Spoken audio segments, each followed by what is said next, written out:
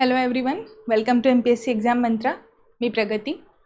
आपण आता असेंट बॅचमध्ये आपली जी ग्रामरची कंबाईन स्पेशल बॅच झालेली आहे, यामध्ये आपण जो काही ग्रामरचा अभ्यास केलेला आहे तो सगळा जो अभ्यास आहे तो आपण आत्तापर्यंत ज्या स्पर्धा परीक्षांमध्ये विचारलेले स्टँडर्ड प्रश्न असतात त्या सगळ्या स्टँडर्ड प्रश्नांना सॉल्व करण्यासाठी, लॉजिक डेव्हलप करण्यासाठी हे सगळे जे आत्तापर्यंत अभ्यासलेले आपले टॉपिक आहेत ते आपल्याला उपयोगी पडणार आहेत.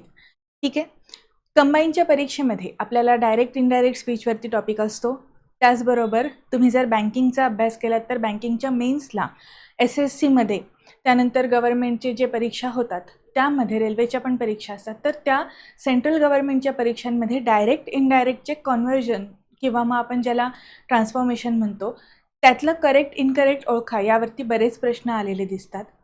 आपल्याकडे सुद्धा राज्यसेवा, फॉरेस्ट या बाकीच्या परीक्षांमध्ये देखील प्रश्न असतात. आणि तुम्ही जर एक पॅटर्न नोटीस केलात तर PYQ अभ्यास करत असताना एक गोष्ट लक्षात ठेवा, डायरेक्ट इनडायरेक्टचे जे प्रश्न आहेत ते सलग असे येतात. म्हणजे आता मी ही ट्रिक म्हणून नाही सांगते तुम्हाला, पण जर तुम्ही एकाच प्रश्नपत्रिकेमध्ये वेगवेगळे जर प्रश्न बघितलेत, म्हणजे आता आपलं काय होतं, आपण सगळे रेडीमेड बघायला जातो, जे काही अवेलेबल आहे, मग सॅग्रिगेशन केलेलं आहे, प्रत्येक टॉपिकचं वेगळं वेगळं दिलेलं आहे, आपण शक्यतो तेच बघतो. पण तसं नाही करायचं. एकदा आयोगाचा पेपर प्रत्यक्षात बघा. तो जो आयोगाचा पेपर आहे तेव्हा तुम्हाला लक्षात येईल की एकाखाली एक आपल्याला प्रश्न दिलेले असतात, किंवा फार तर फार 2 प्रश्न सोडून मग पुढचा प्रश्न हा परत एकदा डायरेक्ट इनडायरेक्टचा असतो. सो हे मी का सांगते, तर तिथे जे आपण बघणार आहे आपल्याला एक हिंट मिळते. आधीच्या प्रश्नात किंवा पुढच्या प्रश्नात काही आपल्याला कनेक्शन सापडतं का, हे तुम्ही बघायचं आहे. आणि हे तुम्हाला तेव्हाच लक्षात येईल जेव्हा आपण सगळे रूल्स अभ्यासलेले असतील. बरं, सुरुवातीला एक डिस्क्लेमर आहे. डायरेक्ट इनडायरेक्ट हा चॅप्टर खूप जास्त मोठा आहे. यामध्ये अभ्यासनाचे रूल्स जे आहेत ते प्रचंड आहेत. म्हणजे खूप मोठा टॉपिक जो आहे हा इंग्लिशमधला, सगळ्या सिलेबसमधला वास्ट टॉपिक कुठला असेल तर व्हॉइस नंतर डायरेक्ट इनडायरेक्ट. व्हॉइस तरी आपण कसं तरी म्हणजे थोडक्यात ओळखू शकतो. आपल्याला एक ट्रिक कळाली की verb plus V3, helping verb plus V3 आहे तर. पण डायरेक्ट इनडायरेक्टचे प्रचंड नियम आहेत. परत त्या नियमांना अपवाद देखील भरपूर आहेत. त्यामुळे थोडंसं लेंदी लेक्चर असणार आहे. पूर्ण तयारीत राहा की तुम्हाला हे लेक्चर साधारण 1 तास 1.5 तास तरी आपल्याला जाणार आहे. डायरेक्ट इनडायरेक्ट स्पीचमध्ये काय लक्षात ठेवायचं, त्यासोबतच काय चुकू शकतं हे जरी लक्षात ठेवलं, तुम्हाला एकदा एक हिंट मिळाली ना की आपल्याला फॉर एक्झाम्पल आता कॉमा आहे आणि इन्व्हर्टेड कॉमा आहे, तर इन्व्हर्टेड जो डबल इन्व्हर्टेड कॉमा आहे तो आपल्याला काढून टाकायचा असतो. कॉमाच्या ऐवजी आपल्याला या ठिकाणी एखादं योग्य ते कंजंक्शन वापरायचं असतं. ही ट्रिक तुम्हाला कळायला पाहिजे. इथे जे रिपोर्टेड व्हर्ब येणार आहे ते काय असेल, त्याचं पुढे कन्व्हर्जन कसं करायचं, हे एकदा तुम्हाला हिंट मिळाली की मग तुम्हाला हा टॉपिक फारसा अवघड नाही आहे. पण मग गरज कुठे आहे आपल्याला जास्त लक्ष देऊन बघण्याची, तर जे नॉर्मल असर्टिव्ह सेंटेन्सपेक्षा जे वेगळे सेंटेन्सेस आहेत तिथे. ठीक आहे.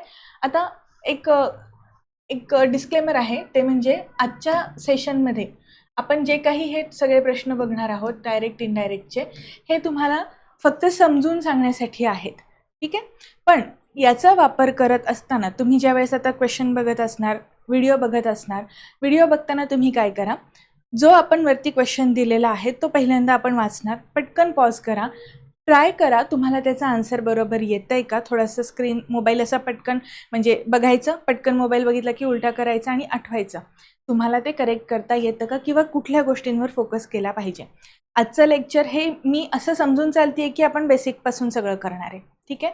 बेसिकपासून आपण सगळ्या गोष्टी करणार आहे. आणि तुम्हाला खूप जास्त वाटलं तर तुम्ही एक गोष्ट लक्षात ठेवायची, जे आपण ऑप्शन्स वापरून मग त्याच्यापर्यंत पोहोचण्याचा प्रयत्न करतो त्यापेक्षा रूल ज्यावेळेस समजून घेतो त्यावेळेस कन्व्हर्जन करण्याचा स्वतःहून प्रयत्न करा. तिथे तुम्ही फोकस करा, ते तुमचं परफेक्ट करा पहिल्यांदा, आणि मग जे आपले 4 ऑप्शन्सपैकी कुठला एलिमिनेट करायचा, ती जी ऑप्शन एलिमिनेशनची टेक्निक आहे ती थोडीशी रिव्हिजन मोडमध्ये असताना तुम्ही ते डेव्हलप करू शकता. डायरेक्टली सुरुवात करणार आहे. लेक्चर मोठं असणार आहे, भरपूर रूल्स आहेत लक्षात ठेवण्यासाठी. PDF आपण देणारच आहे. त्याचबरोबर सध्या जे रनिंग नोट्स असतात ते काढा, म्हणजे ज्याने तुमचं कॉन्सन्ट्रेशन होईल. त्यासाठी लेक्चरमध्ये कंपल्सरी वही पेन घेऊन तुम्हाला नोट्स बनवायचे आहेत. ठीक आहे. आणि गरज असेल तर तुम्ही स्क्रीनशॉटसुद्धा काढू शकता. ठीक आहे. सुरुवात करूयात एकदम सोपं, जिथे एक्सप्लेनेशनची जास्त गरज नाही आहे तिथे मी थोडंसं फास्ट फॉरवर्डच घेणार आहे, कारण आपल्याला जे मेन पार्ट्स आहेत, जे रूल्स आहेत त्याच्यावरती फोकस करायचं आहे. ठीक आहे. आता डायरेक्ट स्पीच म्हणजे काय? जो प्रत्यक्षात बोलत आहे त्याचं वाक्य जसंच्या तसं सांगणं. म्हणजे मी आता तुम्हाला एखादं वाक्य सांगते कोणाचं तरी, तर तो जे काही म्हणला ते जसंच्या तसं त्याच्याच शब्दात सांगणं याला डायरेक्ट स्पीच म्हणतात. आणि जे आपण दुसऱ्याचं वाक्य सांगणार असतो हे नेहमी डबल इन्व्हर्टेड कॉमाजमध्ये लिहिलेलं असतं. ठीक आहे. त्यानंतर इनडायरेक्ट स्पीच काय असतं? तर या डायरेक्ट स्पीचमध्ये जे काही वक्तव्य केलेलं आहे, त्या व्यक्तीने जे काही वक्तव्य केलेलं आहे ते आपण थोडंसं वेगळ्या पद्धतीने आपल्या शब्दात सांगतो. ठीक आहे. आणि त्यासाठी इथे आपल्याला हेल्पिंग वर्बच्या आधी इथे आपल्याला जो टेन्स दिलेला असतो तो योग्य रीतीने कळलेला असला पाहिजे. आता इथे टेन्सनुसार आपल्याला इथे आतमध्ये सगळ्या गोष्टी ज्या डायरेक्ट स्पीचमध्ये आपण बोललेलो असतो त्याचा बदल करावा लागतो. इनडायरेक्ट स्पीच करत असताना काय काय गोष्टी असतात ते आपण बघूया. इनडायरेक्ट स्पीच लक्षात ठेवण्यासाठी आता बेसिकली आपल्याला प्रत्येक वेळी डायरेक्ट टू इनडायरेक्ट असंच कन्वर्जन विचारलेलं असतं. म्हणजे ठीक आहे, असंच आपल्याला इंटरचेंज करायला लावलेलं असतं. कधी कधी असं आत्तापर्यंत झालेलं सुद्धा आहे, आपल्याला इनडायरेक्ट स्पीचमधलं वाक्य देतात आणि ते मग आपल्याला डायरेक्टमध्ये करायला लागतं. आणखीन डायरेक्ट इनडायरेक्टचं कुठे येतं? पंक्च्युएशन मार्क्समध्ये.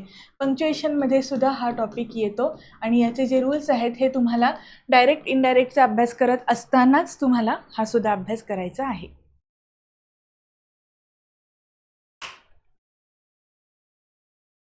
ओके. मग आता आपण अगदी बेसिक आहे म्हणून सुरुवातीला समजून घेऊयात की कशाला काय म्हणायचं. Reporting verb. आता मी तुम्हाला एक सेंटेन्स आहे असे इमॅजिन करा, सांगते ते. हे सेंटेन्स आहे. ठीक आहे. याच्या आधी कॉमाच्या आधी मी इथे कॉमा नसतो. ठीक आहे. इथे मी एक तुम्हाला वाक्य सांगणार आहे. त्या वाक्यामध्ये इथे माझा वर्ब असेल. तो वर्ब कुठल्या टेन्समध्ये आहे त्यावरती पुढच्या रचना ठरतात. म्हणून इथे इन्व्हर्टेड कॉमाच्या बाहेर जे वर्ब असतात त्याला आपण रिपोर्टिंग वर्ब म्हणतो. ठीक आहे. त्यानंतर रिपोर्टिंग स्पीच म्हणजे काय? जे काही नरेशन आहे, आपण जे काही बोललेलो आहोत हे डबल इन्व्हर्टेड कॉमाजमध्ये येतं आणि हे जे नरेशन आहे ह्याला आपण रिपोर्टिंग स्पीच असं म्हणतो. ठीक आहे. कंजंक्शन, इथे आपण कॉमा काढून याऐवजी एखादं कंजंक्शन वापरत असतो. बऱ्यापैकी ते कंजंक्शन दॅटच वापरलं जातं. इतरही कंजंक्शन्स असतात, पण आपण सुरुवातीला एक रेफरन्स म्हणून दॅट हे कंजंक्शन वापरायचं असं लक्षात ठेवूयात. त्यानंतर आणखीन एक बदल करावा लागतो. दॅट कंजंक्शन वापरल्यानंतर हे जे इन्व्हर्टेड कॉमाज आहेत हे आपल्याला काढून टाकावे लागतात. आणि जे नॉर्मल आपण डायरेक्ट स्पीचमध्ये होतं ते पूर्णपणे बदललेलं आहे. म्हणून ते ज्याच्या तोंडून जसं वाक्य निघालं त्याच्या शब्दात ज्या वेळेस आपण जसंच्या तसं सांगतो तेव्हा तो भाग आपण इथे डबल इन्व्हर्टेड कॉमामध्ये लिहिलेला असतो. आता यात आपण जर बदल करणार असेल आपल्या सोयीनुसार, संभाषणानुसार, तर इथे आपण हे जे इन्व्हर्टेड कॉमाज दिलेले असतात ते आपल्याला काढून टाकावे लागतात. ठीक आहे. त्यानंतर आता पर्सनल प्रोनाउन्सवरती थोडंसं जास्त फोकस करावा लागतो. रिपोर्टेड स्पीचमध्ये जर या ठिकाणी आय म्हटलेलं असेल आणि जर कर्ता आपल्या वाक्यातला ही असेल, फॉर एक्झाम्पल ही सेड, आणि त्यानंतर तो काहीतरी म्हणताना आय विल डू धिस असं म्हणतो, तर मग ही साठी आपल्याला इथे या ठिकाणी आय ऐवजी परत एकदा हीचा वापर करावा लागेल जेव्हा आपण इनडायरेक्ट स्पीच करतो. वाक्य काय असणार आहे? तो म्हणाला की मी ते करतो. बरोबर. मग आता इथे तो काय म्हणतोय की मी हे करेन, पण आपण दुसऱ्याला सांगताना असं म्हणणार आहे की तो म्हणाला की तो ते करेल. मग इथे आय ऐवजी तिथे आपण त्याला रेफर करतोय, त्यामुळे तिथे जो प्रोनाऊनचा बदल आहे हा डायरेक्ट स्पीचमध्ये सगळ्यात महत्त्वाचा आहे. डायरेक्ट स्पीचमधून इनडायरेक्ट स्पीचमध्ये आपण जेव्हा चेंजेस करतो त्यावेळेस तुम्हाला वाक्याचं कंजंक्शन कुठलं वापरायचं ते फोकस करायचं आहे. पर्सनल प्रोनाऊन्स कुठले असतात त्याच्यात कसा इंटरचेंज होतो ते बघायचं आहे. त्यानंतर वाक्याचा टेन्स बघायचा आहे तुम्हाला, सगळ्यात महत्त्वाचं तेच आहे. त्यानंतर एक्सप्रेशन ऑफ टाईम असतात. मग यात तुम्हाला कळतं की वेळेसंबंधी काहीतरी सांगितलेलं असेल. आता फॉर एक्झाम्पल नाऊ असेल तर आपण डायरेक्ट स्पीचमधून इनडायरेक्ट करताना देन वापरतो. ठीक आहे. त्यानंतर धिस आणि दॅट. आता धिस आणि दॅट हे वाक्यामध्ये ॲडजेक्टिव्हचं कार्य करतात. आत्ता म्हणजे ही वेळ असं म्हणत असताना किंवा धिस डे असं म्हणत असताना आपण त्या ठिकाणी टाईम फ्रेज म्हणून सुद्धा ते वापरलेलं असतं. ठीक आहे. तर हे सगळं तुम्हाला लक्षात ठेवायचं आहे की मेन फोकस एरिया काय आहे आपला. आणि तुम्हाला एकदा तुम्हाला कन्व्हर्सेशन जमलं, म्हणजे जे आपण चेंज करणार आहे हे तुम्हाला एकदा जरी जमलं कन्व्हर्जन, तर तुम्हाला लगेच लक्षात येणार आहे की ऑप्शन एलिमिनेशन टेक्निक कशी वापरायची हे तुम्हाला हळूहळू समजत जाईल. ठीक आहे. सो आपण आता बेसिक कन्सेप्ट बघितलेले आहेत, त्यात कुठले आपले फोकस एरिया असणार आहेत ते आपण बघितलेलं आहे. आता आपण आहे ना एक अजून एक गोष्ट आहे जी आपल्याला इंटरोगेटिव्ह सेंटेन्सेस, इम्परेटिव्ह सेंटेन्सेस, लेटची वाक्य, ऑप्टेटिव्ह सेंटेन्सेस, एक्सक्लेमेटरी सेंटेन्सेस हे जे प्रकार आहेत हे आपण ऑलरेडी आपल्या फर्स्ट लेक्चरमध्ये बघितलेले आहेत. सेंटेन्सेस कुठले असतात ते बघितलं. त्याचबरोबर आपण आता जो सेंटेन्सेस, टाईप्स ऑफ सेंटेन्सेस आणि सिंथेसिसचा जो चॅप्टर बघितला त्यातसुद्धा आपण बघितलं होतं की कशा पद्धतीने सेंटेन्सेस असतात. ठीक आहे. सो तुम्हाला ती बेसिक माहिती असणं गरजेचं आहे. डायरेक्ट इनडायरेक्ट हा टॉपिक शेवटी घेण्याचं कारणच हे आहे की आत्तापर्यंत आपण जो अभ्यास केलेला आहे ते तुमचं बेसिक पक्का असायला पाहिजे. असर्टिव्ह सेंटेन्समध्ये काय असतं, एक नॉर्मल विधान असतं, आपण ह्याला विधानार्थी वाक्य म्हणतो, बरोबर. यामध्ये नॉर्मल विधान असतं, यामधून आपल्याला शक्यतो फॅक्ट्स समजतात आणि अशा वाक्यांचे ज्या वेळेस आपण डायरेक्ट टू इनडायरेक्ट कन्व्हर्जन करतो त्यावेळेस आपल्याला तिथे काय काय लक्षात ठेवायचं आहे, प्रोनाउन्स लक्षात ठेवायचे, टेन्स लक्षात ठेवायचे, वाक्य पॉझिटिव्ह आहे का निगेटिव्ह आहे हे लक्षात ठेवायचं. ठीक आहे. असर्टिव्ह सेंटेन्सचं आपण एक एक्झाम्पल बघूयात. For example, she was not sleeping किंवा मग they will not write to us. दोन्हीही वाक्य निगेटिव्ह दिसत असेल तरीही याच्यामधून आपल्याला फॅक्ट्स समजलेल्या आहेत. इंटरोगेटिव्ह सेंटेन्सेस काय असतात, जिथे आपण प्रश्न विचारलेला असतो. आता हे तुम्हाला परत एकदा रिवाईज करण्यामागचं कारण काय आहे, तर आपल्याला पुढे जेव्हा रेफरन्स येणार आहे त्यावेळेस कशाला काय म्हणतात हे माहिती असावं. जर एखाद्या विद्यार्थ्याला नसेल लक्षात येत तर आपल्या त्यासाठी अगदी थोडक्यात क्विकली आपण बघणार आहे. इंटरोगेटिव्ह सेंटेन्सेसमध्ये आपण येस नो टाईप क्वेश्चन्स विचारतो. हे याला आपण व्हर्बल क्वेश्चनसुद्धा म्हटलेलं असतं, कारण वर्बने वाक्याची सुरुवात होते, जे टू बीची रूपं असतात किंवा आपण ज्याला हॅवची रूपं आहेत असं म्हणतो. ठीक आहे. त्यानंतर आपण जी डूची रूपं असतात त्यापैकी एखादं रूप वापरून मग आपण डायरेक्ट प्रश्न विचारतो, त्याचं उत्तर हो किंवा नाहीमध्ये अपेक्षित असतं. आणि दुसरा एक प्रकार असतो तो म्हणजे आपण WH टाईपचा जो वर्ड आहे तो वापरून मग आपण इंटरोगेटिव्ह सेंटेन्स करतो. ठीक आहे. हे झालं प्रश्नार्थक वाक्य. ओके. त्यानंतर इम्परेटिव्ह सेंटेन्स, आज्ञार्थी वाक्य ज्याची सुरुवात वर्बनी झालेली असते. हे बेसिक माहिती आहे आपल्याला. एक्झाम्पल्स बघा, soldiers turn to the right किंवा मग लेट मी स्टे हिअर. दोन्ही ठिकाणी आपण इंटरोगेटिव्ह सेंटेन्सेस इम्परेटिव्ह सेंटेन्सेस बनवलेला आहे. इथे आपण आज्ञा देत आहोत. आज्ञाचे जे काही प्रकार आहेत मग त्यामध्ये आपण बघितलं होतं इम्परेटिव्ह सेंटेन्समध्ये एंट्रिटी असते, एक्झॉशन असतं किंवा मग आपण एखाद्याला काहीतरी आशीर्वाद दिलेले असतात, उपदेश, सल्ला, कमांड, रिक्वेस्ट या सगळ्या प्रकारांमध्ये सुद्धा मग त्या पद्धतीने आपल्याला चेंजेस करावे लागत असतात. ठीक आहे. एक्सक्लेमेटरी सेंटेन्सेस, इथे आपण एक्सक्लेमेटरी साईन दिलेलं असतं, व्हॉट किंवा हाऊनी वाक्याची सुरुवात झालेली असते. किंवा दुसरा मग प्रकार आहे तो म्हणजे इंटरजेक्शनचा, जिथे आपण भावना एकदम आपण व्यक्त करत असताना कुठला तरी एक शब्द वापरून एक्सक्लेमेटरी साईन दिलेलं असतं. ठीक आहे. या पद्धतीने आपण एक्सक्लेमेटरी सेंटेन्सेस कन्सिडर करतो. त्यानंतर दुसरा एक शेवटचा प्रकार आहे, म्हणजे ह्या पूर्ण सेंटेन्सेसचा आपल्याला कुठे कन्वर्जन कुठे करायचं आहे त्यासाठी आपल्याला हे बघायचं आहे, ऑप्टेटिव्ह सेंटेन्सेस. यामध्ये शक्यतो विश किंवा प्रेयर असते, म्हणजे आपण एखाद्याला म्हणजे आपण काय म्हणतो की आशा व्यक्त करतो. सो एखाद्याबद्दल आपण आशा व्यक्त केलेली असते, एखाद्या गोष्टीबद्दल, किंवा आपण प्रार्थना केलेली असते. ठीक आहे. त्यामुळे जे आपले हे सेंटेन्सेस आहेत, may you live long, happy Diwali children, मग इथे जरी एक्सक्लेमेटरी साईन असेल तरीही ही एक म्हणजे विश आहे, आपण समोरच्याला काहीतरी शुभेच्छा देत आहोत, या पद्धतीने ते सेंटेन्स वापरलेलं आहे. आणि याचा जो इनडायरेक्ट स्पीच करायचा आहे त्याची काय रचना असली पाहिजे हे सगळं आपण डिटेलमध्ये बघणार आहे. ठीक आहे. आय होप तुम्हाला इथंपर्यंतचा पार्ट समजला असेल. आता हे जे लेक्चर असणार आहे हे मोठं असणार आहे, रूल्स जास्त असणार आहेत. काही सेक्शन्समध्ये हा चॅप्टर तुम्ही कवर करा. ठीक आहे. पहिल्यांदा आता आपण डायरेक्ट इनडायरेक्टचे रूल्स जे आहेत त्यातले एकदम बेसिक, म्हणजे हे बऱ्यापैकी सगळ्यांना माहितीच आहेत, आत्ता तुम्ही या लेवलला आहात की तुम्हाला हे माहिती असणार आहे, फक्त थोडक्यात रिवाईज करूयात. इथे जेव्हा आपण रिपोर्टिंग स्पीच हा पास्ट टेन्समध्ये दिलेला असतो, जे आपले रिपोर्टेड व्हर्ब जे असतं ते जर पास्ट टेन्समध्ये असेल तर आपण तिथे टेन्समध्ये बदल करतो, टाईम फ्रेजेसमध्ये बदल करतो आणि प्रोनाउन्समध्ये सुद्धा आपण बदल केलेले असतात. ठीक आहे. पण जर रिपोर्टिंग स्पीच जे आपण बोलत आहोत, रिपोर्टेड स्पीच जो आहे हा प्रेझेंट, आता इथे ना रिपोर्टेड स्पीचपेक्षा आपण इथे व्हर्ब असं म्हणायला पाहिजे. रिपोर्टेड व्हर्ब जे आहे ते जेव्हा आपण प्रेझेंट किंवा फ्युचरमध्ये लिहिलेलं असतं आणि आतला जो टेन्स असतो तेव्हा आपण तिथे कधीही चेंजेस करत नाही. आणि याचा अर्थ काय होतो, आपण का चेंज करत नाही, एकतर ती कृती आत्ता लगेच सांगितली आहे असा अर्थ निघतो, म्हणजे आपण इमिजिएटली ते लगेचच ट्रान्सलेशन करून म्हणजे कन्व्हर्जन करून सांगितलेलं आहे की आत्ता जे काही बोललेलं आहे ते लगेच तिथल्या तिथे तुम्ही इनडायरेक्ट केलं तर एकदा होऊ शकतं, किंवा मग दुसरं म्हणजे एखादं जर हॅबिट असेल, एखाद्या गोष्टीची सवय असेल तर अशा वेळेस आपण तिथे चेंज करत नाही. मग आता हा पूर्ण जो काही संभाषणाचा प्रकार आहे नरेशनचा, आपण जे काही कन्व्हर्जन करणार आहे, यात सगळ्यात महत्त्वाची गोष्ट काय आहे तर तुम्हाला कॉन्टेक्स्ट लक्षात आला पाहिजे वाक्याचा काय आहे.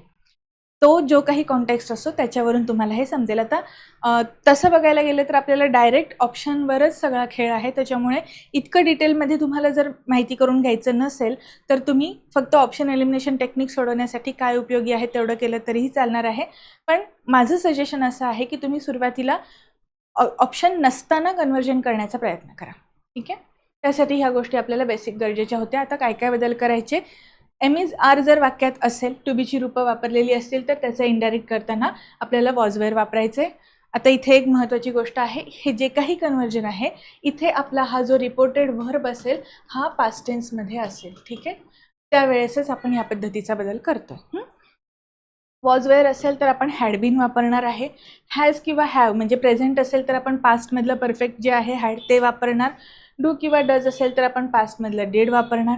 डीड ऑलरेडी दिलेलं असेल म्हणजे इथे V2 फॉर्मसारखं आपण जर वापरलं असेल तर आपल्याला तिथे हॅड डन वापरावं लागेल. ठीक आहे, हे जे आहे डीड हे आपण डूचा पास्ट टेन्स या पद्धतीने सिम्पल पास्ट टेन्स म्हणजे for example I did this या पद्धतीने इथे डीड वापरलेला असेल तर त्याचा हॅड डन असा आपल्याला बदल करावा लागतो. शाल विल असेल तर वूड करायचं. सगळे जे पास्ट फॉर्म आहेत ते इथे लक्षात ठेवा. शालचं शूड होतं, विलचं वूड होतं, कॅनचं could, may might. Could, might, should, would, use to, ought to हे ऑलरेडी पास्ट आहेत. ठीक आहे, आणि हे ऑलरेडी पास्ट टेन्समध्ये असतात. आता मोडल्स आपण कधी वापरतो, मोडल्सच्या लेक्चरमध्ये आपण बघितलेलं आहे. मोडल ऑक्झिलरीज हे आपण रिक्वेस्टसाठी वापरतो, पोलाइटनेससाठी वापरतो, परमिशनसाठी किंवा अलाउ करण्यासाठी. या सध्या कॉन्टेक्स्टमध्ये आपण ते वापरलेलं असतं आणि त्याचा वापर हा कुड, वूड या पद्धतीने होऊ शकतो. इनफॉर्मल कम्युनिकेशनमध्ये मला थोडंसं रिस्पेक्टनी थोडीशी जास्त नम्रता दाखवायची असे, पोलाइटनेस, तेव्हा मी कुड यू प्लीज असं म्हणू शकते. आणि हेच मला फॉर्मल कम्युनिकेशन करायचं आहे किंवा मला थोडंसं जास्त मी पोलाईट आहे असं दाखवायचं असेल तर would you please help me या पद्धतीने आपण वुडनी सुरुवात करतो. सो हे जे मॉडल्स आहेत हे ऑलरेडी पास्टमध्ये आहेत तिथे, त्यामुळे आपल्याला कुठल्याही पद्धतीने चेंजेस करायचे नाहीत. ते जसे आहेत इथे रिपोर्टेड स्पीचमध्ये जे तशा पद्धतीने दिलेले असतील तर त्याचा बदल करायचा नाही इनडायरेक्ट करताना. डायरेक्टमध्ये जर आपण मस्ट वापरलेला असेल तर त्याचे 3 वेगवेगळे बदल होतात. एक तर आपण वाक्य जर आपलं पास्ट टेन्समध्ये असेल तर आपण हॅड टू वापरणार आहे. वाक्य जर आपलं फ्युचर टेन्स सांगणारा असेल म्हणजे त्यात सांगितलेली कृती नंतर होणार आहे असं सांगणार असेल तर मस्ट ऐवजी आपण वुड हॅव टूचा वापर करू शकतो. किंवा मग एखादं कंपल्शन असेल, एखादी गोष्ट सक्तीची असेल आणि म्हणून मस्ट वापरला असेल तर त्या ठिकाणी मस्ट आहे तसं राहतं. मी मगासपासून तुम्हाला तेच सांगते की तुम्हाला कॉन्टेक्स्ट लक्षात आला पाहिजे. त्यानंतर कंटिन्युअस पास्ट टेन्स जो आहे, कंटिन्युअस पास्ट टेन्सची रचना काय असते आपण थोडक्यात बघूयात. सब्जेक्ट नंतर आपण वॉज किंवा वरचा वापर केलेला असतो, त्यानंतर आपण वर्बला ING फॉर्ममध्ये लिहितो आणि मग आपण ऑब्जेक्ट लिहिलेला असतो. सो या पद्धतीची रचना जर आपली डायरेक्ट स्पीचमध्ये असेल तर इनडायरेक्ट स्पीच करताना आपल्याला परफेक्ट कंटिन्युअस पास्ट टेन्स करावा लागतो. परफेक्ट कंटिन्युअस पास्ट याची रचना कशी असणार आहे, सब्जेक्ट नंतर आपण परफेक्ट टेन्स दाखवण्यासाठी हॅडचा वापर करणार आहे. तो कंटिन्युटी दाखवायची आहे म्हणून बीन वापरून मग आपण वर्बचा ING फॉर्म वापरणार आहे. ठीक आहे, subject plus had plus been V ING. ठीक आहे, त्यानंतर जर ऑब्जेक्ट असेल तर वाक्यामध्ये जे काही रेस्ट ऑफ द पार्ट आहे तो येणार आहे. या पद्धतीने चेंजेस करायचे. टाईम फ्रेजेसमध्ये टुडे असेल तर दॅट डे वापरायचं. यस्टरडे असेल, यस्टरडे आधीचा दिवस, सो या पद्धतीने द डे बिफोर किंवा मग प्रिव्हियस डे या पद्धतीने आपण वापरू शकतो. त्यानंतर जर द डे बिफोर यस्टरडे म्हणजे परवा असं आपल्याला म्हणायचं असेल तर तिथे आपण 2 days बिफोर असं म्हणू शकतो किंवा मग the day before previous day या पद्धतीने आपण ते वापरू शकतो. ठीक आहे, त्यानंतर टुमॉरो असेल तर आपण नेक्स्ट डे, फॉलोइंग डे असं म्हणू शकतो. आता प्रिव्हियस म्हणजे आधीचा, फॉलोइंग म्हणजे नंतर येणारा, या पद्धतीने हे लक्षात ठेवायचं. ठीक आहे, द डे आफ्टर टुमॉरो. आता परवाचे 2 अर्थ होतात. मराठीत आपण आधी होऊन गेलेला एक दिवस असेल तर तरीही परवा म्हणतो आणि नंतर येणारा जो दिवस आहे तेव्हा पण आपण परवा म्हणतो. पण मग तिथे लक्षात ठेवायचं की 2 दिवसांचा गॅप असतो. आधीचा असेल तर 2 days बिफोर म्हणायचं आणि नंतरचं असेल तर आपण तिथे इन 2 days टाईम असं म्हणू शकतो किंवा मग द डे आफ्टर फॉलोइंग किंवा मग डे आफ्टर नेक्स्ट डे, उद्याच्या दिवसाच्या नंतरचा दिवस या पद्धतीने. ठीक आहे, टाईम फ्रेजेसच्या ह्या ज्या काही चेंजेस आहेत ह्या थोड्याशा व्यवस्थित काळजीपूर्वक लक्षात ठेवा, हे जे बदल आहेत ते, ठीक आहे. त्यानंतर लास्ट शब्द वापरून आपण last week, last month, last year असं म्हटलं तर एक लक्षात ठेवायचं, लास्ट शब्दासाठी आपल्याला प्रिव्हियस हा शब्द वापरायचा आहे, लास्ट शब्द वापरायचा नाही इनडायरेक्ट करताना. सो इथे तुम्ही the previous week, the previous month, the previous year या पद्धतीने म्हणू शकता, ठीक आहे. त्यानंतर नेक्स्ट हा शब्द जेव्हा असतो त्यावेळेस आपल्याला फॉलोइंग किंवा आपण मगाशी बघितलं होतं की नेक्स्ट, ठीक आहे. सो आता नेक्स्ट ऑलरेडी शब्द आलेला आहे तर आपण इथे फॉलोइंग वापरणार आहे. फॉलोइंग वीक, फॉलोइंग मंथ, यानंतरचा, या पद्धतीने, ठीक आहे. नाव असेल तर देन वापरायचं, एगो असेल तर बिफोर वापरायचं, टू नाईट असेल तर दॅट नाईट वापरायचं, लास्ट नाईट असेल तर प्रिव्हियस नाईट असं वापरायचं आहे. सो लास्टसाठी प्रिव्हियस हा शब्द तुम्ही लक्षात ठेवा. त्यानंतर प्लेसेस संबंधी हिअर असेल तर देअर वापरायचं, म्हणजे तो म्हणाला की मी इथे आहे, मग आपण सांगताना काय सांगणार, तो म्हणाला की तो तिथे आहे. आलं लक्षात? मग इथेच्या ऐवजी तिथे म्हणायचं आहे आपल्याला. या पद्धतीने हा हिअर देअरचा बदल करावा लागेल. धस म्हटलं तर सो म्हणायचं आहे, धिस म्हटलं तर दॅट म्हणायचं, दीज म्हटलं तर दोज म्हणायचं. धिस आपण सिंग्युलरसाठी वापरतो आणि दीज जे आहे हे आपण प्लुरलसाठी वापरलेलं असतं. हेन्स असेल तर इथे देन्स वापरायचं आहे, ठीक आहे. आता हे शक्यतो फार असं जास्त नॉर्मली वापरलं जात नाही, बट आपण कधीतरी म्हणू शकतो की हेन्स ही सेड. मग आता हेन्स ही सेडसाठी आपण काय म्हणणार, देन्स ही सेड. आलं लक्षात? या पद्धतीने आपल्याला हा बदल करावा लागणार आहे. ओके. आता असर्टिव्ह सेंटेन्स जे आहे म्हणजे नॉर्मल विधानार्थी वाक्य, त्याचे कसे कसे चेंजेस करायचे, तर त्यासाठी एक गोष्ट लक्षात ठेवायची. जर आपण रिपोर्टिंग व्हर्ब सोबत एखादा ऑब्जेक्ट वापरला असेल, ठीक आहे, एखादा ऑब्जेक्ट वापरला असेल म्हणजे काय, सेड या शब्दानंतर टू वापरून आपण मग इथे मी लिहिलेलं आहे. आता तुम्हाला माहिती आहे आय ही सब्जेक्टिव्ह केस आहे, याची objective case he to me असणार आहे, बरोबर. यू असेल तर आपण इथे त्याची ऑब्जेक्टिव्ह केस टू यू असं म्हणणार आहे. मग हे आपले ऑब्जेक्ट झाले. आपण जर रिपोर्टेड व्हर्बमध्ये किंवा रिपोर्टेड जो आपण पार्ट सांगत आहोत व्हर्बच्या आधीचा, व्हर्बच्या नंतरचा, तर तिथे जो आपण टॉपिक पार्ट वापरणार आहे तिथे जर आपल्याला एखादा ऑब्जेक्ट मेन्शन केलेला असेल, टू समवन, टू नंतर इथे मी असू शकतं, टू नंतर एखाद्या पर्सनचं नाव असू शकतं. सो अशा वेळेस आपण तिथे सिम्पल प्रेझेंट म्हणजे सेज अशी वाक्यरचना असेल सिम्पल प्रेझेंटची तर आपण तिथे टेल वापरू शकतो. सेड लिहिलेलं असेल तर आपण टोल्ड वापरायचं आहे. टोल्ड हे नेहमी ऑब्जेक्टसोबतच येणार आहे. टेल किंवा टोल्ड. टेल कधी वापरायचं, प्रेझेंटसाठी. टोल्ड कधी वापरायचं, पास्टसाठी. सिम्पल. त्यानंतर जर अशा पद्धतीने काही बदल नसेल तर आपण जे से किंवा सेड आहे हे ॲज इट इज ठेवू शकतो. हे आपण सध्या फक्त असर्टिव्हसाठी बघतोय, तेवढंच लक्षात ठेवा. आपण इथे इम्पेरेटिव्हसाठी वगैरे बघत नाही आहे, त्याचे वेगळे वेगळे येऊ शकतात रिपोर्टिंग वर्बचे चेंजेस, त्यामुळे आपण ते नंतर बघूयात. नॉर्मल ऑब्जेक्ट असेल तर टोल्ड वापरायचं, नाही तर नाही वापरायचं, ठीक आहे. त्यानंतर आता एक आपण एक्झाम्पल बघूयात. He says I am a doctor. इथे सेज हे आपण प्रेझेंट टेन्समध्ये वापरलं आहे. काय काय बदल करावे लागतात सगळे आपण एकदा फक्त हे पहिल्या 2 स्लाईडमध्ये रिवाईज करूया, त्यानंतर आपण सतत ते बदल बघणार नाही, ठीक आहे. एकदम बेसिक आहे ते पहिल्यांदा बघूयात. आता इथे प्रेझेंट टेन्समध्ये आहे ही सेज, इथे बघा कॉमा आहे, तो कॉमा आपण काढून टाकतो. त्यानंतर कॉमा ऐवजी 2 वाक्यांमध्ये कनेक्शन एस्टॅब्लिश करण्यासाठी आपण दॅट हे कंजंक्शन वापरतो, ठीक आहे. म्हणजे आपण कॉमा काढून दॅट वापरलं.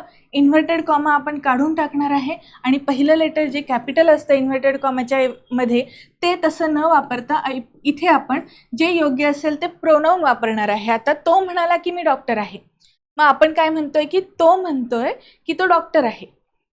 मला आलं लक्षात? मी काय म्हणतेय की मी डॉक्टर आहे. माझ्याबद्दल माझी आयडेंटिटी कोणीतरी दुसऱ्याला सांगते, मी काय म्हणले हे सांगत असेल तर अरे ती म्हणते की ती डॉक्टर आहे.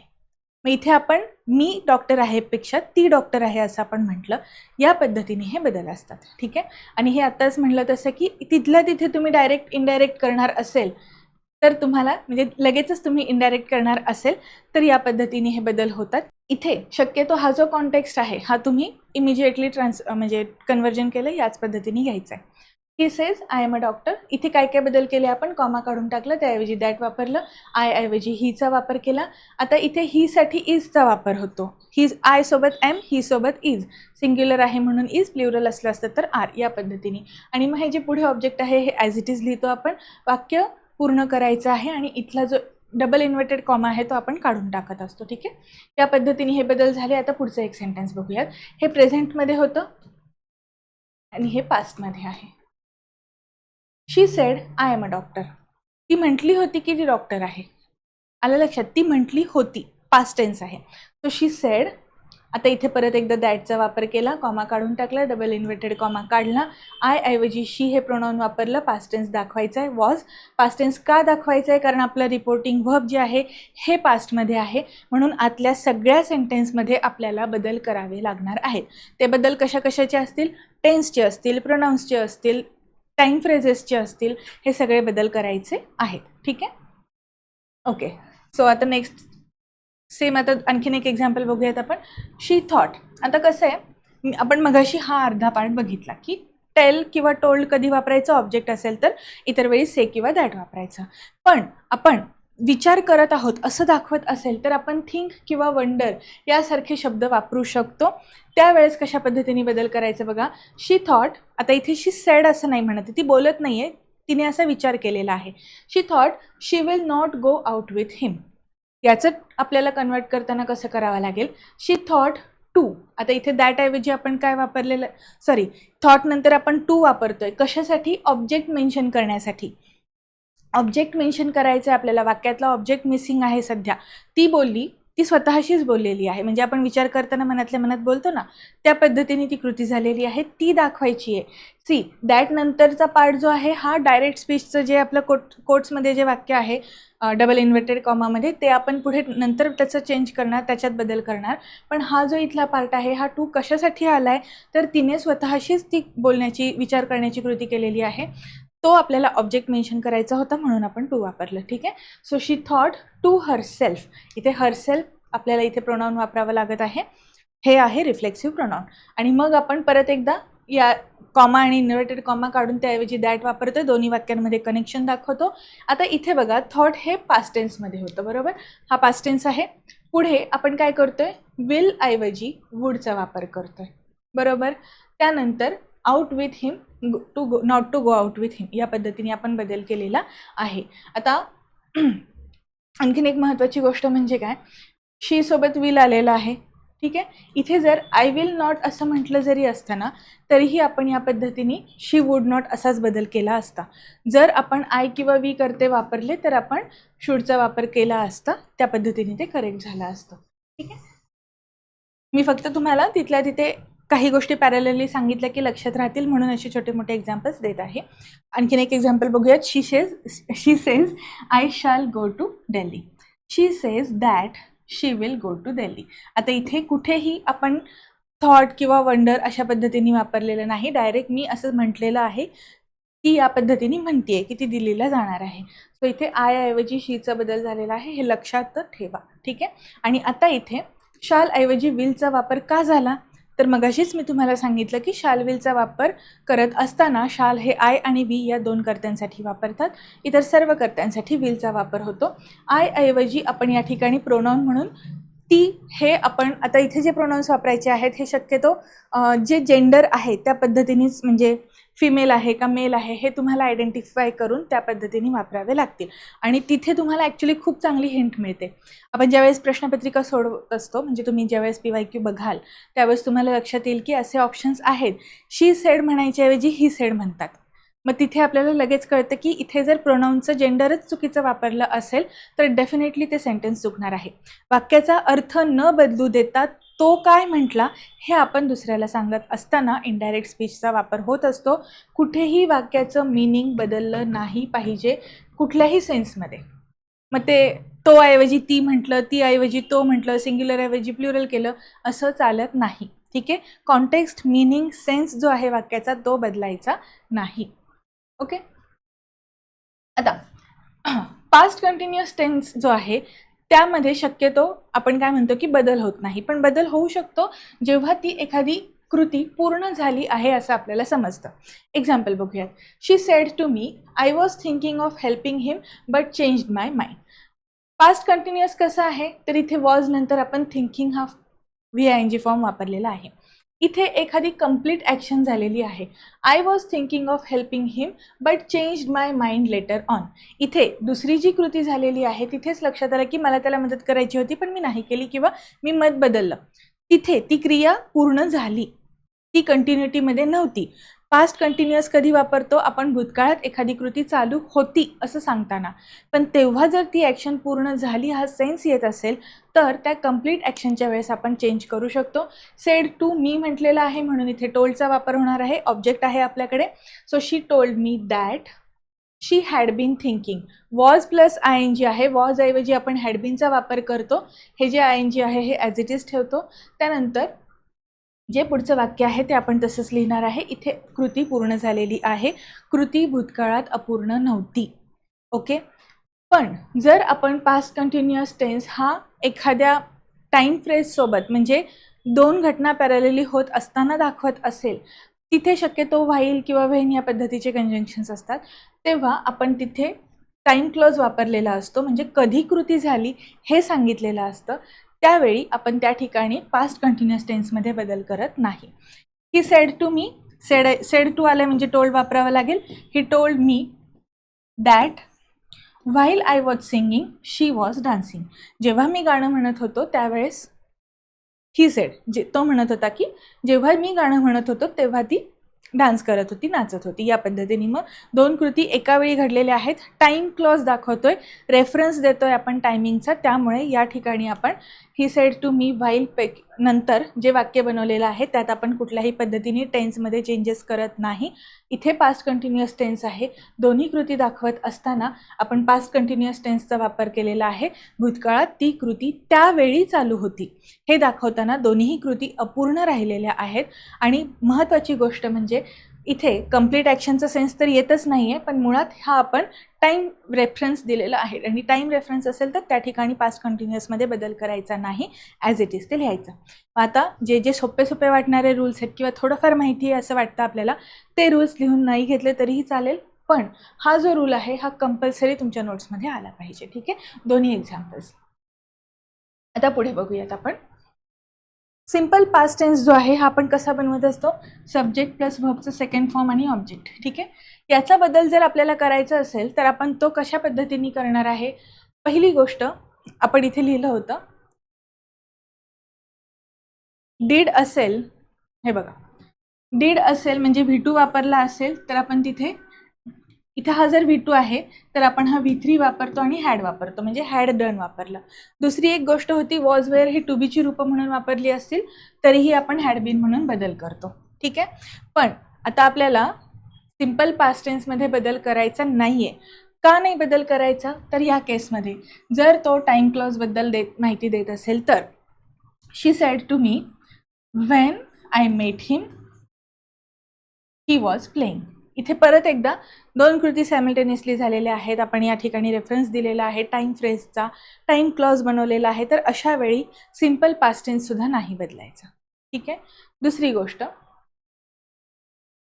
ज्या वेळेस आपण दोन सायमल्टेनियस ॲक्शन्स एका वेळी झाल्या आणि त्या दोन्हीही V2मध्ये असतील तर त्या ठिकाणी आपण परत एकदा बदल करायचा नाही. मग अशी पास्ट कंटिन्युअसचं आपण सिंगिंग आणि डान्सिंगचं एक्झाम्पल बघितलं, त्या पद्धतीने तुम्ही हे लक्षात ठेवू शकता. इथे तुम्ही बघितलं तर डायरेक्ट स्पीचमध्ये आपण जे लिहिलेलं आहे डबल इन्व्हर्टेड कॉमाच्या आतमध्ये, इथे दोन्हीकडे V2चा वापर झालेला आहे. दोन्ही कृती एका वेळी घडल्या. सो ते सांगत असताना आपण त्या कृती तशाच त्या टेन्समधल्या आहेत असं सांगायचं आहे. हा झाला सेकंड पार्ट जिथे आपण सिम्पल पास्ट बदलत नाही. आणि थर्ड लास्ट जो पार्ट आहे तिथे ज्यावेळेस आपण एखाद्या हिस्टॉरिकल इव्हेंटबद्दल सांगत असतो, एखादी हिस्टॉरिकल इव्हेंट पास्टमध्ये सांगितलेली असेल तर त्या ठिकाणी सुद्धा जी काही माहिती आहे ती जशीच्या तशी आपल्याला लिहावी लागते. इथे दॅट नंतर आपण इनडायरेक्ट करत असताना या ठिकाणी जो टेन्स आहे जो बदलतो इतर वेळी तो इथे बदलायचा नाही. या तीन कन्सेप्ट्स ज्या आहेत याच्यावरती आपण फोकस करूया. एक एक्झाम्पल बघूयात. ज्या वेळेस आपण टाईम क्लॉज म्हणून सांगतो तिथे she said to me when I met him he was playing. So she told me that when she met him she was playing. Next, दोन्हीकडे आपण बदल केलेला नाही, म्हणजे या कृतीत पण बदल केला नाही आणि दुसऱ्या कृतीत पण बदल केला नाही. आणि जर आपण सायमल्टेनियस ॲक्शनसाठी वापरलं तर परत एकदा दॅट नंतर इथे बघा आता फक्त cooked vegetables and he fried rice असं आपण म्हणतोय. इथे आय ऐवजी प्रोनाऊन मात्र आपण बदललेला आहे. आपण हे जे काही बदल बघतोय इथला सुद्धा हा जो बदल आहे पास्ट कंटिन्युअसचा, टेन्समध्ये बदल करायचा नाही, पण आपल्याला प्रोनाउन्स बदलावे लागू शकतात. ठीक आहे. सेम पास्ट कंटिन्युअससाठी सुद्धा, सिम्पल पास्टसाठी सुद्धा तिन्ही ठिकाणी लक्षात ठेवा, पण आपल्याला प्रोनाउन्स बदलायचे आहेत. ओके. प्रोनाउनमध्ये बदल गरजेचे आहेत, त्याशिवाय आपण जे बोलतोय ते अर्थपूर्ण होत नाही. ज्याबद्दल आपण माहिती देतो ती अर्धवट माहिती दिली जाते, चुकीची माहिती दिली जाते. ओके. एक्झाम्पल बघा. ही सेड, तो असं म्हटला की Netaji was born in Kolkata. नेताजींचा जन्म कोलकात्यात झाला होता. सो या ठिकाणी झाला म्हणतोय आपण, ठीक आहे. तिथे झाला होता पण येणार नाही. झाला आपण म्हणतो ज्यावेळेस हा सिम्पल पास्ट आहे. इथे टू बीचं रूप जे आहे हे आपण वॉज सारखं वापरलेलं आहे, म्हणजे बी, वॉज आणि बीन हे जे आहे यातला हा जो V2 आहे हा आपण या ठिकाणी वापरलेला आहे. आता हा सिम्पल पास्ट झाला V2 म्हणजे, तर तिथे आपण बदल केला नाही, कारण ही एक हिस्टॉरिकल पास्टमधली इव्हेंट आहे, ठीक आहे. आणि ही गोष्ट ॲज इट इज सांगणं गरजेचं आहे. यात इथे नेताजी हे प्रॉपर नाऊन दिलेलं असल्यामुळे यात कुठलाही प्रोनाऊनचा बदल आपल्याला करावा लागला नाही. बाकी जे नियम आहेत, मग दॅट वापरायचं, कॉमा काढून टाकायचा, इन्व्हर्टेड कॉमाच्या आतलं वाक्य पहिलं कॅपिटल असतं ते काढून दुसरं लिहायचं, हे ते फॉलो होणारच आहेत. इथे का नाही झालं तो नियम फॉलो? नेताजी हे प्रॉपर नाऊन आहे म्हणून आपण एन हे कॅपिटलच लिहिलेलं आहे, ठीक आहे. वाक्यात विल असेल तर कशा पद्धतीने बदल करायचा? विलचा जो पास्ट टेन्स आहे तो वुड असतो, बरोबर. पण आपण त्याचा शुड हा अर्थ सुद्धा घेऊ शकतो जर आपण तिथे काहीतरी ॲडव्हाइस किंवा रिक्वेस्ट म्हणून वाक्य वापरणार असेल तर. The mother sed what will I do with so much money my son. म्हणजे मी या सगळ्याचं काय करू, असं आईने विचारलेलं आहे की काय करू मी याचं, मला कळत नाही आहे. सो इथे सल्ला वजा आपल्याला काहीतरी बोलायचं आहे. The mother asked. ओके. आता इथे आस्क्ड हे आपण वर्ब वापरलेला आहे सेडऐवजी, कारण हा एक प्रश्न दाखवल्यासारखा आहे, म्हणजे प्रश्नार्थक हा क्लॉज आहे. इथे आपण काय म्हणतोय की ती काय विचारते मुलाला. आता इथे मदर सेड माय सन हे शेवटला दिलेलं आहे, म्हणजे माय सन हे तिने पूर्ण वाक्यात शेवटी कुठेतरी सांगितलेलं आहे की मी माझ्याच मुलाशी बोलत आहे. तर त्यामुळे इथे हे हर सन जे येतं हे आपण लिहितोय आस्क या वर्ब नंतर. रिपोर्टेड वर्ब जो आहे तो आपण या ठिकाणी चेंज केलेला आहे. ऑब्जेक्ट कोणता, वाक्यातला ऑब्जेक्ट कुठला हे आपल्याला डायरेक्ट स्पीचमध्ये दिलेला आहे, तो बदल आपण ऑलरेडी इथे वर्ब नंतरच मेन्शन केला. ऑब्जेक्ट ज्यावेळेस मेन्शन करायचा असतो त्यावेळेस तो वर्ब सोबतच मेन्शन केलेला असतो, ठीक आहे. So the mother asked her son. आता इथे लक्षात घ्या बदल काय आहे. व्हॉट विल आय डू ही जी वाक्यरचना आहे ही WH टाईप क्वेश्चनची आहे, म्हणजे WH टाईप जो वर्ड असतो तो आपण वापरतो. त्यानंतर आपण इथे या ठिकाणी हेल्पिंग वर्ब टेन्सनुसार वापरलेला असतो आणि त्यानंतर आपण पुढे जे काही आहे ते लिहितो आणि हा क्वेश्चन मार्क असतो. पण आता काय करू हा तिने उद्गार विचारलेला आहे. प्रश्न विचारत अरे मुला मी ह्याचं काय करू असं ती म्हणते. हे उद्गार दाखवण्यासाठी एक्सक्लेमेटरी साईन तिथे दिलेला आहे. आता फक्त लक्षात काय ठेवायचं आहे, आत्ता तुम्ही थोडक्यात हेच लक्षात ठेवा, क्लॉज आणि इंटरॉगेटिव्ह सेंटेन्समध्ये नका पडू आत्ता, पण इथे लक्षात ठेवा की WH टाईप वर्ड वापरल्यानंतर हेल्पिंग वर्ब आलं आहे, म्हणजे हे जे स्ट्रक्चर आहे हे प्रश्नार्थक वाक्य जे असतं, प्रश्न विचारण्यासाठी जे स्ट्रक्चर आहे ते वापरलं आहे. त्याचा बदल आपल्याला करावा लागेल, प्रश्नार्थक वाक्य विधानार्थी करावं लागेल. त्यासाठी इथे व्हॉट शुड आय डू पेक्षा आपण या ठिकाणी आयसाठी शी हे प्रोनाउन वापरणार. सो मेन वाक्य काय आहे, व्हॉट शुड आय डू असं जर आपण म्हटलं तर इथे हा व्हॉट शुड आय डू हा क्वेश्चनच राहतो WH वर्ड नंतर जर हेल्पिंग वर्ब आला तर तो प्रश्न न राहता आपल्याला त्याचं कन्वर्जन करायचं. हे कन्वर्ट करत असताना आयसाठी शी हे प्रोनाउन वापरलं. विलसाठी ॲक्च्युली आपल्याला वुड वापरणं गरजेचं होतं, पण या ठिकाणी ती एक सल्ला मागत आहे, ॲडवाईस विचारलेला आहे. काय करू हे एकदम तिने असं निरागसपणे विचारलेलं आहे. सो रिक्वेस्ट किंवा काहीतरी ॲडवाईस असल्यामुळे आपल्याला त्या ठिकाणी शूडचा वापर केला तरीही चालणार आहे, ठीक आहे. म्हणजे तुम्ही जे ट्रिक्स वापरणार ना, विल ऐवजी वूड आलेलं असलं पाहिजे, ते नाही आलं तरीही वाक्य बरोबर आहे हे सांगण्यासाठी मी हे मुद्दाम एक्झाम्पल दिलेलं आहे. ओके. कुड ऐवजी आता आपण कशा पद्धतीने बदल करू शकतो ते बघायचं आहे. कुड आय चेंज, कुड is changed, can is changed in case of permission. आता कॅनचा बदल हा कुड होतो, ठीक आहे, जर आपण पास्टमध्ये लिहिलेला असेल. पण कुड हे ऑलरेडी जर पास्टमध्ये दिलेलं असेल तर आपण त्याचा एकतर चेंजेस करत नाही असं म्हटलं होतं, पण ते परमिशनसाठी असेल तर त्या पद्धतीने आपल्याला कशासाठी देतोय आपण? परमिशनसाठी. सो अलाउ हा शब्द वापरून, हे व्हर्ब वापरून चेंजेस करता येतात. आणखीन एक महत्त्वाची गोष्ट लक्षात ठेवायची, ज्या वेळेस आपल्याला एखादा प्रश्न विचारलेला असतो, हा टॉपिक मी घेणारच आहे, पण प्रश्न विचारल्यानंतर आपण जे रिप्लायमध्ये आन्सर दिलेलं असतं, या आन्सरमध्ये सुद्धा बदल करावे लागतात. एक एक्झाम्पल आपण नंतर बघणारच आहे. सो कुड हा जर आपण परमिशन म्हणून वापरलेला असेल तर त्याचा बदल होऊ शकतो. मगाशी आपण बघितलं की कुडचा बदल नाही करायचा, पण जर कुड हे परमिशनसाठी वापरलं असेल तर अलाउ हा शब्द वापरून आपण कन्वर्जन करू शकतो. ठीक आहे.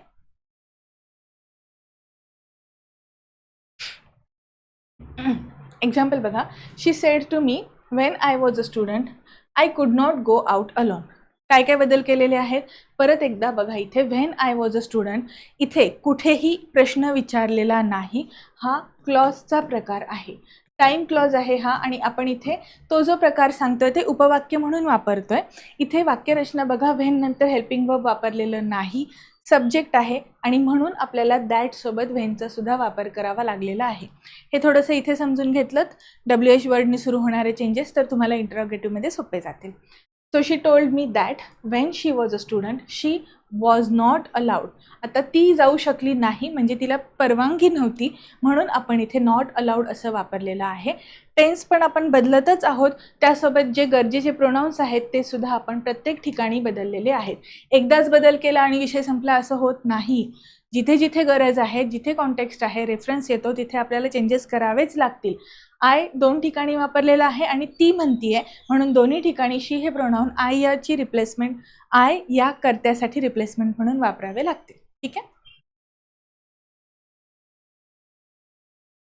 मस्ट असेल तर त्याचे 3 प्रकारे बदल होतात. आपण मगाशी बघितलं. ड्युटी किंवा कंपल्शन असेल तर त्यात बदल करायचा नाही. एक्झाम्पल बघा.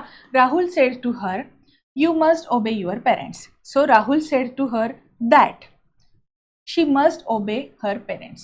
इथे मस्ट वापरलेला आहे, फक्त तिला आज्ञा दिली. ती कोण आहे? मुलगी आहे, म्हणून आपण या ठिकाणी यू ऐवजी शीचा वापर करणार. इथे करता बदललेला आहे, प्रोनाउन बदललेला आहे आपण. सो इथे मस्टचा वापर ॲज इट इज राहतो कारण हे कंपल्शन आहे. It is her duty to obey her parents.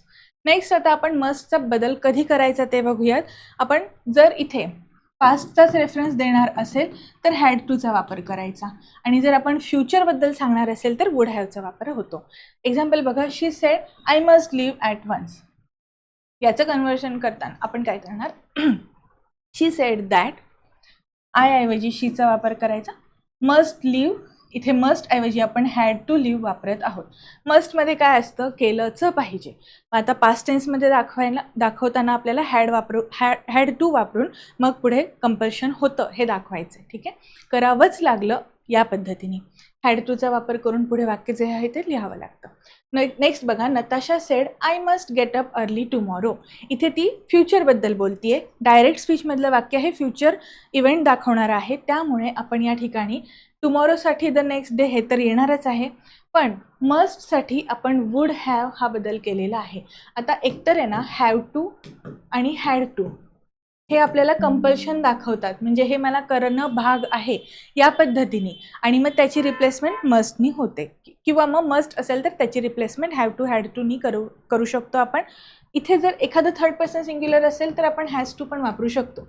Okay. For example, he has to submit his form today, या पद्धतीने. मग इथे हॅज टू हे कंपल्शन आहे किंवा ते केलंच पाहिजे, करणं भाग आहे, या पद्धतीने आपण जेव्हा मस्ट वापरतो त्याचे बदल होतात. फक्त जर तो फ्युचरमध्ये आपण दाखवणार असेल, डायरेक्टमधलं वाक्य म्हणजे यात घडणारी कृती ही फ्युचरमध्ये होणार असेल, तर या ठिकाणी वुड हॅव टूचा वापर करायचा आहे. ठीक आहे.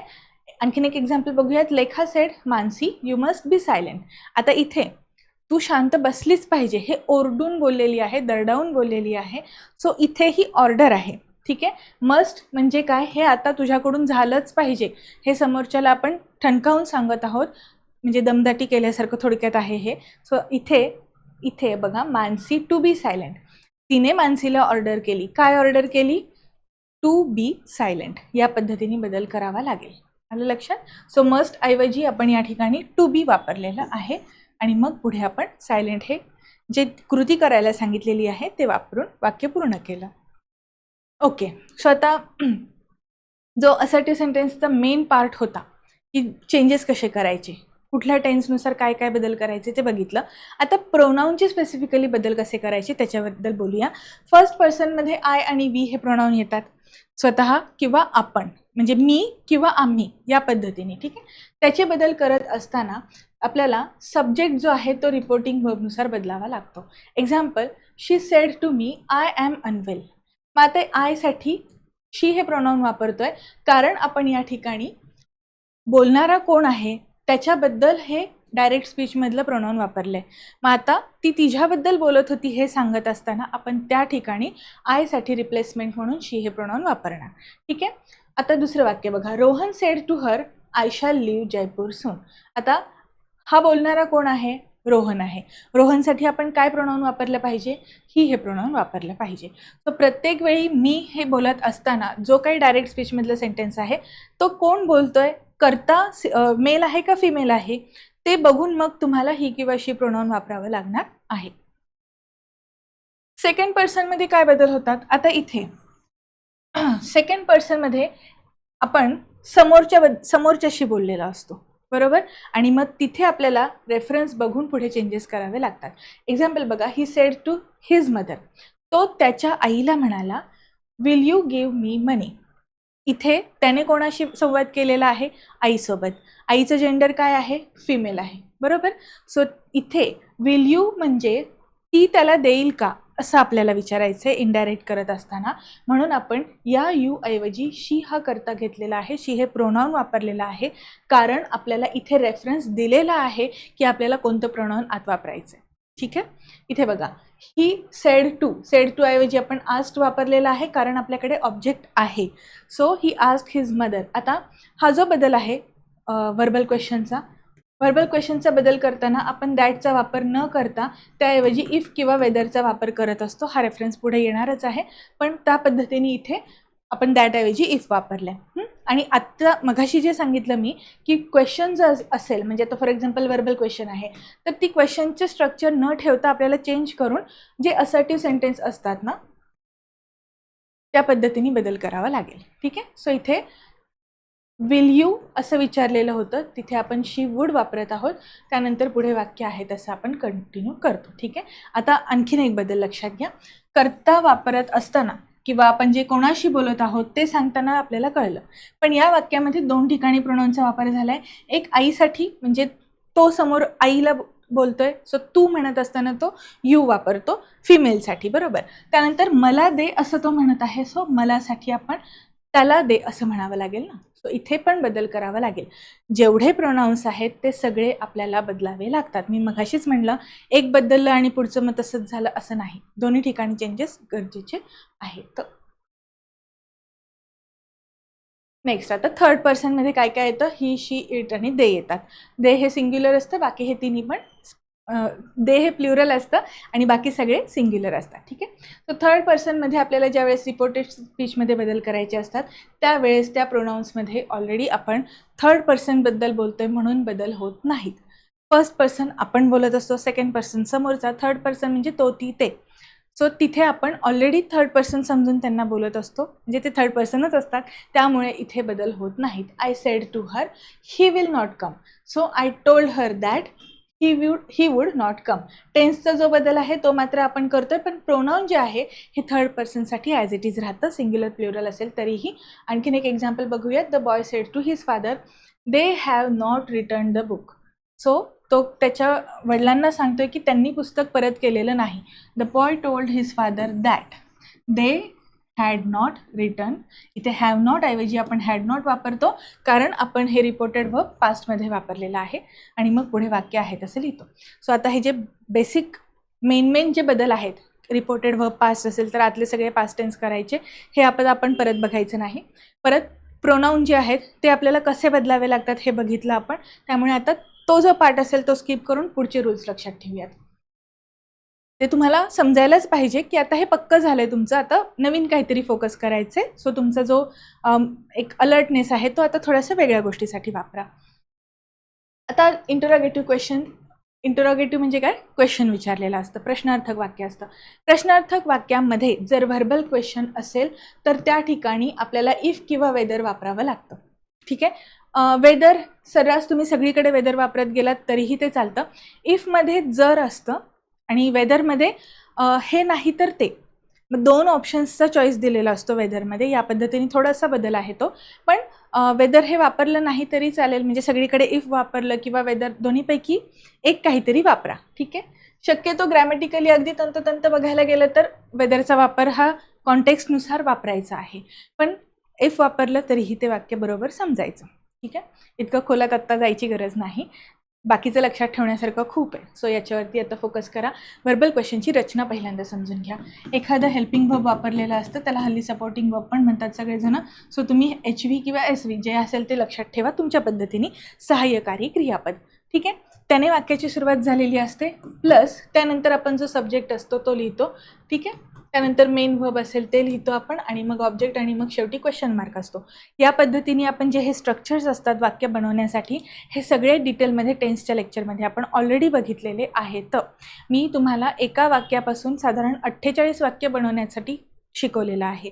आणि मी तुम्हाला सांगितलं पण होतं की एखादं कुठलं तरी मराठी वाक्य घ्या, त्याचे प्रॉपर सगळे 48 फॉर्मॅट बनवा. म्हणजे कुठले कुठले, तर त्यामध्ये मी एक पॉझिटिव्ह सेंटेन्स, म्हणजे ज्याला आपण असर्टिव्ह म्हणतो ते अफर्मेटिव्ह सेंटेन्स, त्यानंतर एक निगेटिव्ह सेंटेन्स बनवायचं, एक व्हर्बल क्वेश्चन बनवायचा, आणि एक WH टाईप क्वेश्चन बनवायचा. या पद्धतीने या कॉन्टेक्स्टमध्ये मी तुम्हाला सांगितलं होतं की एकच घ्यायचं, ते सिम्पल प्रेझेंट टेन्सची 4 वाक्य, त्यानंतर कंटिन्युअस प्रेझेंटची 4 वाक्य. या पद्धतीने तुम्ही प्रत्येक टेन्सची 16-16 वाक्य बनवता, आणि त्याचे मग तुम्हाला त्या पद्धतीने 48 वाक्य बनवायची आहेत. हे मी तुम्हाला होमवर्कसाठी सुद्धा दिलेलं होतं. तुम्ही तुमचं होमवर्क करायचं काम आत्तापर्यंत केलेलं नसेल तर प्लीज एकदा क्रॉस चेक करून घ्यायला लागा. ठीक आहे. सो सांगण्याचा उद्देश काय, यस नो टाईप क्वेश्चनची जी सुरुवात असते ती हेल्पिंग वर्बनी होते, नंतर स्ट्रक्चर्स असतात ते त्या पद्धतीने बदल करावे लागतात. आता बदल करताना काय गोष्ट लक्षात ठेवायची आहे, इंटरोगेटिव्ह म्हणजे जे प्रश्न विचारल्यासारखं आहे ते आपल्याला बदलावं लागेल. हेल्पिंग वर्ब नंतर आपण सब्जेक्ट लिहितो आणि मग वर्ब लिहितो. नॉर्मल वाक्यरचना ही सब्जेक्ट, जर हेल्पिंग वर्बची गरज असेल तर हेल्पिंग वर्ब आणि वर्ब अशी असते. सो हा जो बदल आहे तो आपल्याला व्यवस्थित करायचा आहे, वाक्य विधानार्थी करायचं आहे. ठीक आहे. यूज इफ किंवा वेदर हा एक मेन बदल आहे. त्यानंतर इंटरोगेटिव्ह, म्हणजे इंटरोगेटिव्ह टू असर्टिव्ह करायचं आहे. आता आणखीन एक खूप महत्त्वाची गोष्ट, यस नो टाईप क्वेश्चनलाच आपण व्हर्बल क्वेश्चन म्हणतो. यामध्ये उत्तरात जे असणार आहेत ते हो किंवा नाही मध्ये अपेक्षित आहेत. ओके. आता पुढे एक्झाम्पल बघूयात आधी आपण व्हर्बल क्वेश्चनचे, आणि मग आपण WH टाईपचं रूल बघूयात. Mother said to daughter, have you completed your homework? आई मुलीला विचारते, अभ्यास केला का? इथे सुरुवात कशाने झालेली आहे, हेल्पिंग वर्बने. बरोबर. यू या कर्त्यासाठी डॉटरला बोललेली आहे ना, डॉटरला बोललेली आहे म्हणून आपण या ठिकाणी शी हे प्रोनाउन वापरणार. त्यानंतर जे टेन्सचे बदल आहेत ते होणार, कंपल्सरी होणार. हॅवसाठी हॅड वापरलेला आहे. ठीक आहे. त्यानंतर हा जो क्वेश्चन मार्क आहे ह्याची रचना आपण बघा. हॅव यू कम्प्लिटेड असं विचारतोय, इथे क्वेश्चन झाला, पण आपल्याला काय म्हणायचं आहे, इफ शी हॅड कम्प्लिटेड, केलाय की नाही या पद्धतीने ती विचारते, म्हणून इफ हे आपण इथे कंजंक्शन म्हणून वापरतो. आलं लक्षात.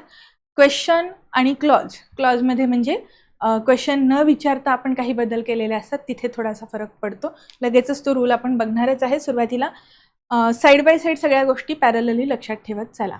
आणखीन एक एक्झाम्पल बघा. Father said to me, do you know the residence of the doctor, म्हणजे तुला डॉक्टरांचं घर माहिती आहे का, पत्ता माहिती आहे का, या पद्धतीने वडिलांनी मला विचारलं. So father asked me if I new. इथे डू यू हे आपण सिम्पल प्रेझेंटमध्ये वापरलेलं आहे, त्याचा सिम्पल पास्ट केला आपण, सो हे V2 वापरलं. ठीक आहे. If I new the residence of the doctor. ठीक आहे. WH टाईप वर्डनी जर वाक्याची सुरुवात झालेली असेल क्वेश्चन विचारताना, तर दॅट ऐवजी WH टाईप वर्ड जो वाक्यात दिलेला आहे तोच कंपल्सरी वापरायचा. व्हॉट दिलं असेल तर व्हॉट वापरायचं, हू वापरलं असेल तर हू, विच वापरलं असेल तर विच. या पद्धतीने आपण जे काही WH टाईप वर्ड वापरलेला असतो, प्रश्नार्थक जो आपला शब्द असतो तो तसाच ठेवायचा. ठीक आहे. जसं आपण व्हर्बल क्वेश्चनसाठी इफ किंवा वेदर वापरतो कंजंक्शन म्हणून दॅटच्या ऐवजी, तसं इथे आपल्याला WH टाईप वर्डच वापरायचा आहे.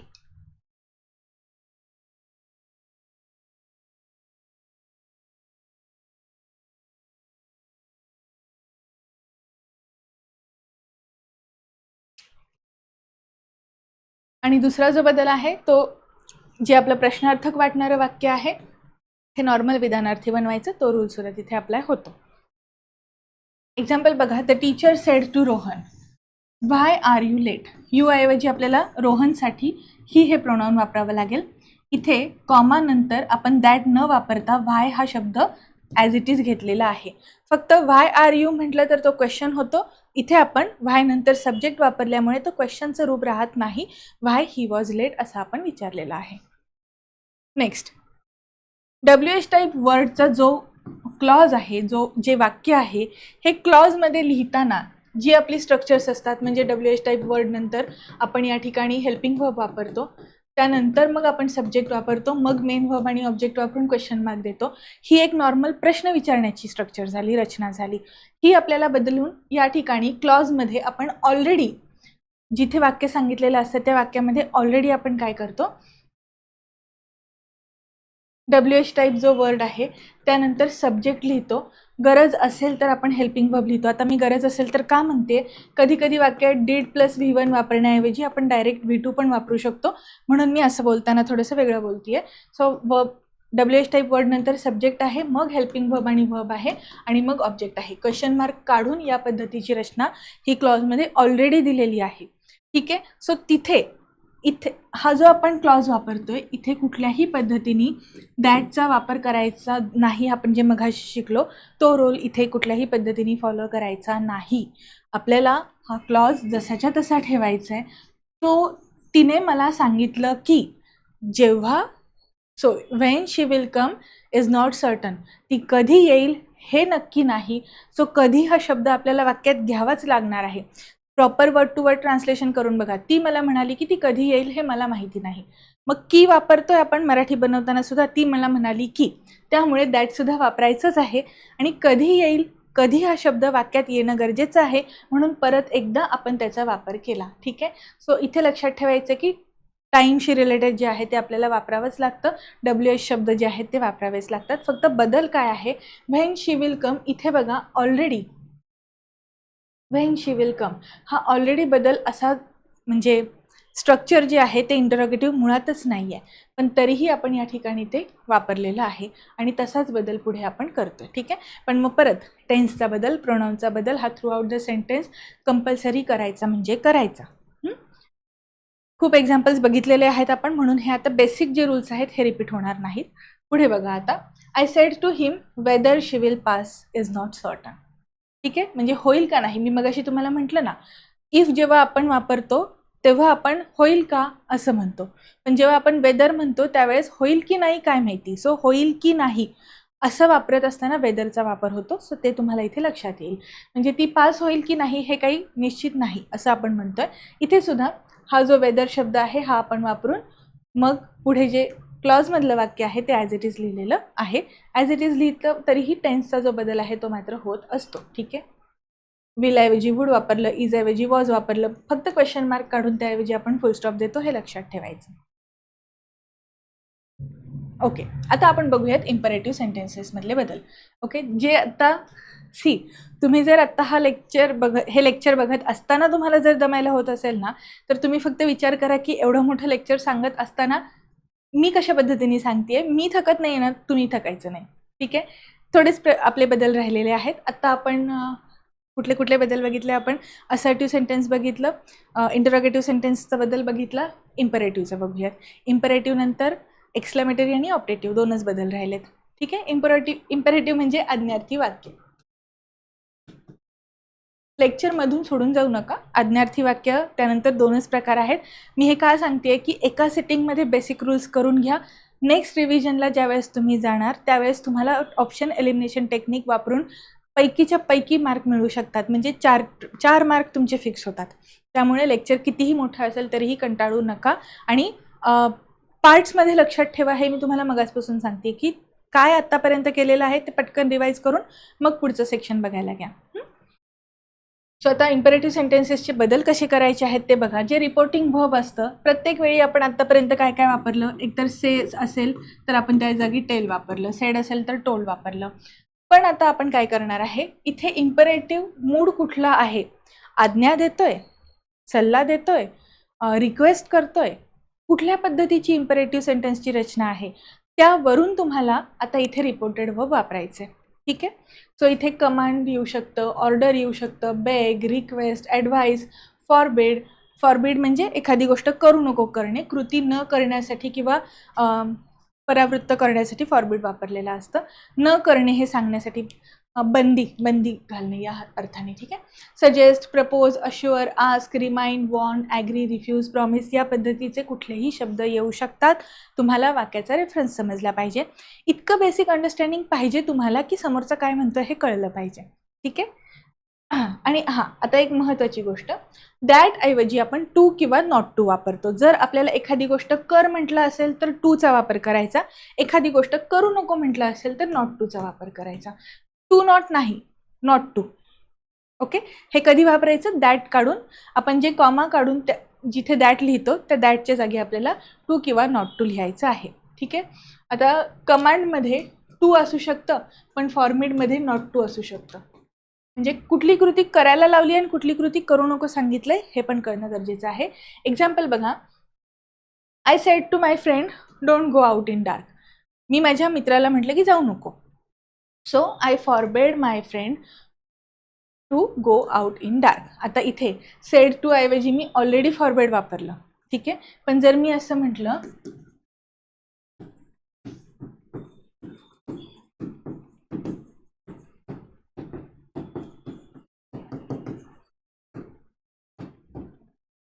I forbid my friend, I said don't go.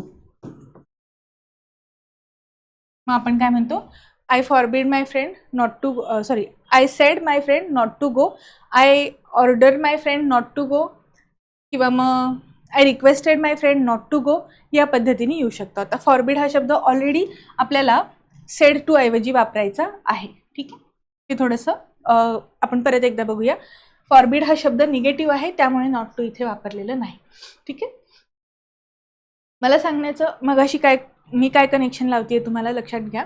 Command हा शब्द पॉझिटिव्ह आहे आणि फॉरबिड हा शब्द निगेटिव्ह आहे. ठीक आहे. यात कृती करू नको असं सांगितलेलं आहे. एकतर ते रिपोर्टेड व्हर्बच्या ऐवजी वापरायचं किंवा मग इथे टू किंवा नॉट टू वापरून निगेटिव्ह दाखवायचं आहे. म्हणजे दोन्हीपैकी एका ठिकाणी तरी आपल्याला ती कृती करू नको असं नकारात्मक आज्ञा द्यायची आहे. ठीक आहे. हे तुम्हाला मेन कळलं पाहिजे. दुसरं एक वाक्य बघूयात. The captain sed soldiers March on till this dark. Okay. मग आता इथे आपल्याला कॅप्टननी सोल्जर्सला आज्ञा दिलेली आहे. हायर ऑथॉरिटीकडून जेव्हा लोअर ऑथॉरिटीला किंवा हायरार्कीमध्ये आपण जेव्हा एखादी कमांड देतो त्यावेळेस ही जी आज्ञा आहे ती आपल्याला इथे दाखवलेली दिसते. The captain commanded the soldiers. इथे जो आपला ऑब्जेक्ट असतो ना तो शक्यतो व्हर्बच्या जवळ लिहायचा, हे लक्षात ठेवा. The captain commanded the soldiers to march on till it was dark. म्हणजे जोपर्यंत संध्याकाळ होत नाही तोपर्यंत मार्चिंग चालूच ठेवा अशी आज्ञा कॅप्टननी, कमांडरनी त्याच्या सबऑर्डिनेट्सला दिलेली होती. ठीक आहे. इम्पेरेटिव्ह सेंटेन्समध्ये बदल करत असताना आपण मगाशी जे रूल्स बघितले त्यासाठी काही एक्झाम्पल्स एक्स्ट्रा बघूयात. She said to the stranger You must leave my room at once. She ordered stranger. Said to ऐवजी आपण ordered वापरतोय. काय कृती करायला सांगितलेली आहे? तू आत्ताच्या आत्ता निघून जा असं ती म्हणते. आत्ताच्या आत्ता म्हणजे रूम सोड या पद्धतीने ती समोरच्याला ओरडतीये. सो इथे कृती काय करायला सांगितली आहे ती कृती आपण इथे टू लिव्ह या पद्धतीने वापरत आहे. लक्षात ठेवा इथे टू गो, ठीक आहे, टू मार्च हे सगळे शब्द आपण इन्फिनिटिव्ह सारखे वापरतोय. इन्फिनिटिव्हमध्ये काय आहे? टू प्लस V1 असतं.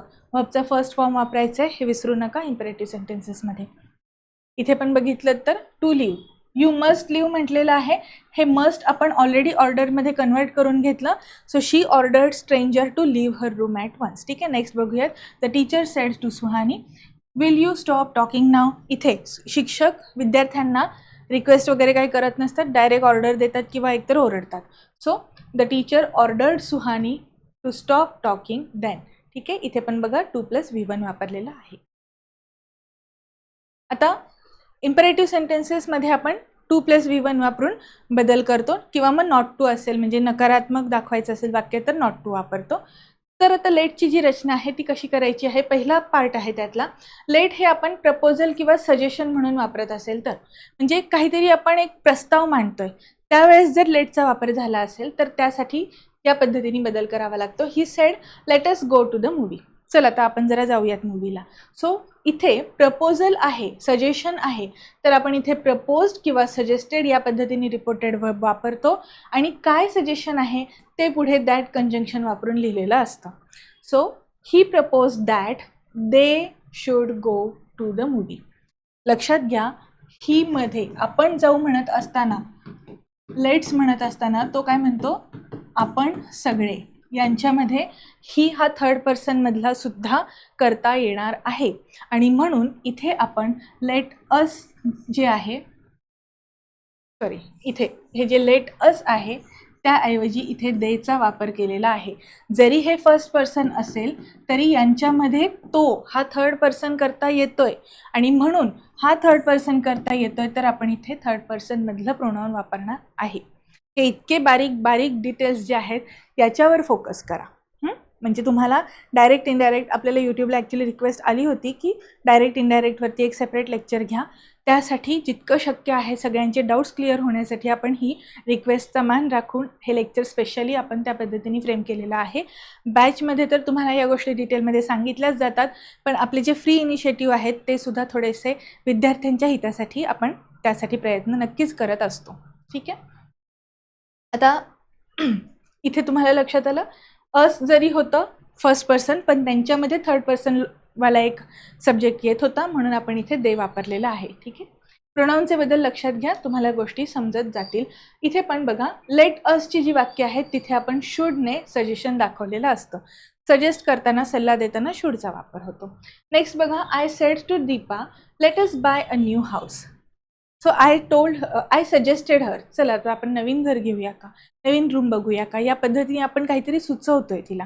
तो सुचवत असताना आपण इथे सेड टू ऐवजी सजेस्टेडचा वापर केला. ठीक आहे. त्यानंतर दॅट वापरलेला आहे. लेटच्या वाक्यांमध्ये दॅट येतं, पण आपण इथे करते कुठले वापरतोय ते लक्षात ठेवायचं. प्रोनाउन्सवरती जास्त फोकस करायचा. लेट अस असेल, इथे लेट अस असं दिलंय, ठीक आहे, पण जर तुम्हाला ॲपॉस्ट्रोफी एस लिहिलं असेल तरीही ते समजून घ्यायचं की ते लेट अस दिलेलं आहे. ओके.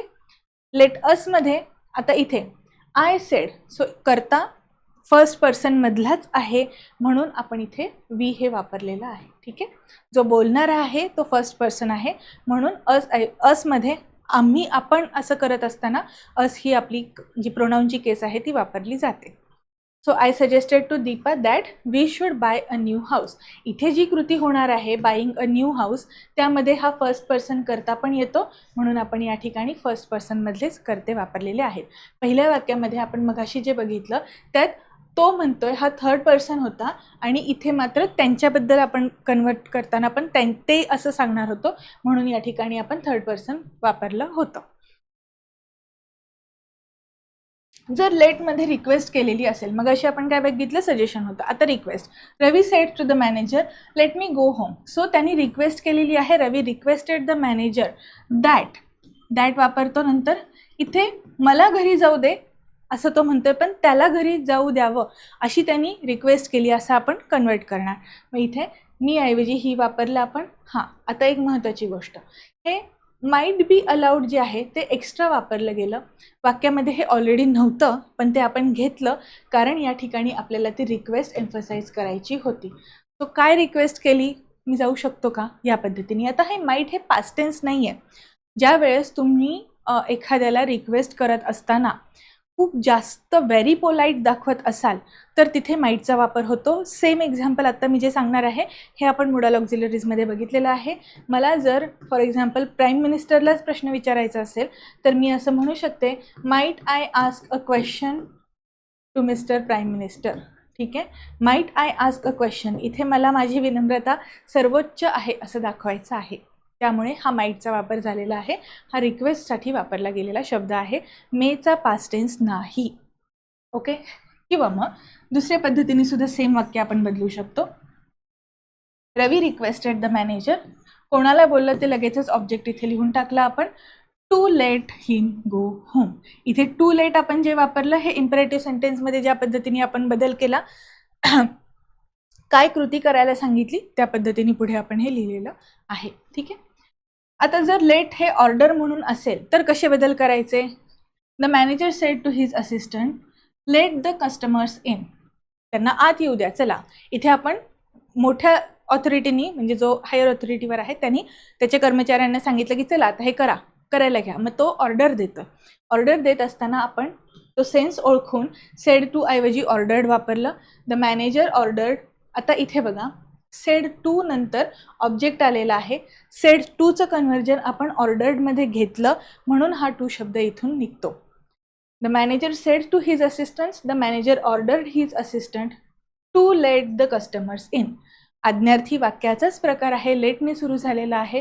त्यामुळे इथे आपण मगाशी जी इम्पेरेटिव्ह सेंटेन्सची रचना बघितली त्याच पद्धतीने टू किंवा नॉट टू वापरून आपण इथे बदल केलेला आहे. इथे सुद्धा दॅटचा वापर होत नाही. ठीक आहे. पहिलं जे वाक्य होतं लेटचं, प्रपोजलचं, तिथे दॅटचा वापर होतो. दुसरं जे वाक्य आहे रिक्वेस्टचं, तिथे देखील दॅटचा वापर होऊ शकतो. पण आपण तिथे पुढे जे काही आपलं रिक्वेस्टचा जो मोड आहे तो कंटिन्यू ठेवतो एक्स्ट्रा शब्द वापरून. आणि नंतर जर तुम्हाला फक्त एक नॉर्मल आज्ञार्थी वाक्यासारखं बनवायचं असेल तर दॅटचा वापर न करता बदलू शकतो आपण. बेसिकली हा सेड टूचा बदल इथे झालेला आहे, पण अधिक नम्रता दाखवण्यासाठी, जास्त पोलाईट दाखवण्यासाठी आपण हे एक्स्ट्राचे चेंजेस केलेले होते. हा जो टू येतोय हा कंजंक्शनचा पार्ट आहे. आणि इथे सुद्धा लेट जेव्हा ऑर्डर असते त्यावेळेस ऑर्डर इम्परेटिव्ह सेंटेन्समध्ये कन्सिडर होते आणि म्हणून आपण इम्परेटिव्हचे जे रूल मगाशी बघितले, टू वापरायचं, दॅट वापरायचं नाही, टू किंवा नॉट टू वापरायचं, ते रूल इथे फॉलो होतात. ठीक आहे. ओके. आणि आता लेट जर डोंट केअर म्हणजे मला नाही काही फरक पडत या पद्धतीने जर आपण वापरत असेल किंवा मला नाही काही वाटत असं आपण जे म्हणतो ना, त्या सेन्समध्ये जर लेटचं काहीही होऊ दे तिकडे असं म्हणत असताना जेव्हा लेटचा वापर होतो त्यावेळेस आपल्याला तिथे दॅट वापरावं लागतं आणि पुढे जे वाक्य आहे तिथे डिड नॉट केअर वापरावं लागतं. हा एक्स्ट्रा ॲडिशनल पार्ट आपल्याला तिथे घालावा लागतो लेट शब्द काढून. Sawant said let it rain I have to go. पडू दे पाऊस, मला काही फरक पडत नाही, मला तर जायचं आहे, असं एखादी व्यक्ती म्हणतीये. सो लेट हा शब्द काय व्हायचं ते होऊ देत, ती तिथे केअरलेस ॲक्शन म्हणजे it doesn't matter to me या पद्धतीने ज्यावेळेस लेट वापरलेलं असतं वाक्यामध्ये तिथे बदल करत असताना दॅट हे कंजंक्शन वापरायचं. इथे टू नाही वापरायचं, लेट दॅट वापरायचं. त्यानंतर तो केअरलेसनेस किंवा तो जो केअरलेस ॲटिट्यूड आहे तो दाखवण्यासाठी कोणाला फरक पडत नाही त्या कर्त्यानंतर डिड नॉट केअर वापरायचं. इथे पास्ट टेन्स दिलेलं आहे म्हणून डिड वापरलेलं आहे. ठीक आहे. ओके. आता एक्सक्लेमेटरी सेंटेन्सेसचे रूल बनवत असताना रिपोर्टिंग वर्बमध्ये कुठल्या भावनेत उद्गारवाचक चिन्ह, उद्गारवाचक वाक्य आपण बनवलेलं आहे ते समजून घ्यायचं. त्या भावना इथे आपण एक्सक्लेम्ड म्हणून पुढे लिहिणार आहे. So she exclaimed with sorrow. Exclaimed येणार जर सेड असेल तर.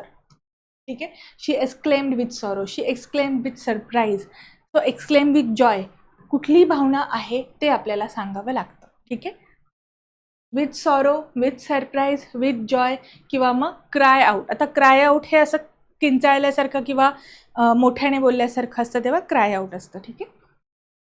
आणि दॅट हे वापरलं जातं कंजंक्शन म्हणून. Mona sed hello Sameer good morning. इथे सेड म्हणजे इथे फक्त म्हटलं, ती त्याला गुड मॉर्निंग म्हटली. पण आपण काय म्हणतो, ग्रीटिंग्स असतात ना, hi, hello, good morning, good afternoon. आपण समोरच्याला भेटल्यानंतर काहीतरी ग्रीट करतो. सो जेव्हा आपण समोरच्याला ग्रीट करतो तेव्हा इथे ग्रीटेड हा शब्द पास्ट टेन्समध्ये आपण वापरतो, reported verb. So Mona greeted Sameer and. आता इथे दोन कृती झालेल्या आहेत. एक ग्रीटिंगची झाली हॅलो समीर आणि दुसरी आहे गुड मॉर्निंग म्हणजे ही जी मॉर्निंग आहे ही तुझ्यासाठी चांगली जाऊ. सो तिथे दोन कृती झालेल्या आहेत, विश व्यक्त केलेली आहे. सो ग्रीटेड आणि विश दोन्ही पद्धतीने आपण दोन्हीसुद्धा रिपोर्टिंग वर्ब वापरून आपण ते वाक्य पूर्ण करत आहोत. दुसरे वाक्य बघा. So help me heaven he cried I shall never cheat anyone. मला आत्ता माझ्या ह्या प्रॉब्लेममधून बाहेर पडायला मदत कर देवा, मी परत कधीही कुणाला चीट करणार नाही, असं तो कळकळीची विनंती करतोय देवाला. So he called upon heaven to witness his resolve. आता जेव्हा मदतीसाठी याचना होते ना, त्यावेळेस ही जी फ्रेज आहे ना, टू विटनेस हिज रिझॉल्व, ही लक्षात ठेवा. आणि यावर एक PYQ आहे आपल्याकडे.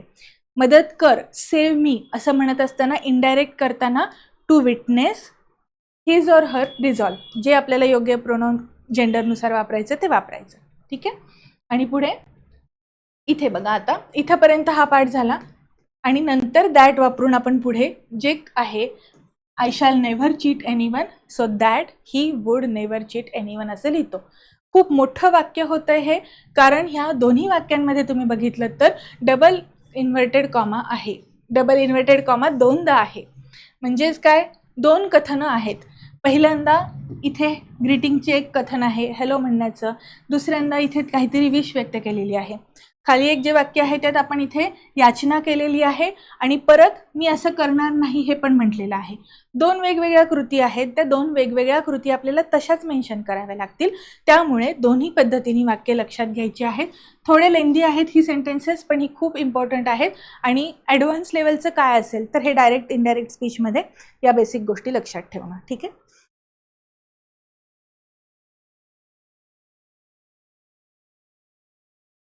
Okay, last part, optative sentence. ऑप्टेटिव्हमध्ये काय असतं, प्रेयर आणि विश असते. एखादी गोष्ट आपल्याला मिळावी म्हणून आपण देवाकडे ज्या पद्धतीने प्रार्थना करतो, तो प्रार्थना असते. किंवा आपण एखाद्याला आशीर्वाद देतो किंवा एक शुभेच्छा देतो. शुभेच्छामध्ये ॲक्च्युली शक्यतो इथे आता आपण असं होवो या पद्धतीने, तुझं सगळं चांगलं होऊ दे, या आशेने आपण बोलत असतो. इथे बघा काय काय बदल करायचे आहेत. विश किंवा प्रे या पद्धतीने आपल्याला रिपोर्टेड वर्ब वापरायचा आहे. सेडच्या ऐवजी आपण काय वापरणार, इथे विश किंवा प्रे वापरणार. ओके. दुसरं, दॅट सुद्धा वापरायचंच आहे. The old women said to the child, God helps you. God तुला मदत करतो. ठीक आहे, या पद्धतीने आपण हे वापरलेलं आहे. हा गॉड हेल्प्स यू हे जे वाक्य आहे हे ऑप्टेटिव्ह आहे, विश आहे, हे सब्जेक्टिव्ह मूडमध्ये नाही आहे. ठीक आहे. इथे हेल्प्स वापरलं आहे गॉडसोबत, म्हणजे हा सब्जेक्टिव्ह मूड राहिला नाही. एक्स्ट्रा इन्फॉर्मेशन आहे, सब्जेक्टिव्ह मूडचा लेक्चर आपला आहे यूट्यूबला, तुम्ही ते बघू शकता. Okay, so back to the point. Reporting verb जे आहे ते आपण विश किंवा प्रेमध्ये वापरतो. कशा पद्धतीने आपण बोलतो, आता इथे गॉड हेल्प्स यू, देव तुला मदत करो असं आपण म्हणतो. इथे विश व्यक्त केलेली आहे. आणि आपण काहीतरी याचना करणार असेल तर त्या ठिकाणी आपण प्रे वापरणार. ठीक आहे. किंवा जो कोणी करता असेल तो, त्याबद्दल आपण याचना आहे का प्रार्थना आहे हे तुम्हाला कळलं पाहिजे. हे जे सेंटेन्स आहे, the old women said to the child, said to ऐवजी आपण प्रेड म्हणतो किंवा विश म्हणतो. ठीक आहे, विश पण येऊ शकतं किंवा प्रेड पण येऊ शकतं. गॉड हेल्प्स यू, आता इथे पण बघा, गॉड माईट हेल्प यू हा परत एकदा मेचा पास्ट टेन्स म्हणून माईट वापरलेला नाही. देव तुला मदत करू, आपण देवाला आज्ञा देतो का देवा ह्याला मदत कर? आपण एवढे मोठे आहोत का की त्याला आपण म्हणजे सबऑर्डिनेट सारखं ट्रीट करू?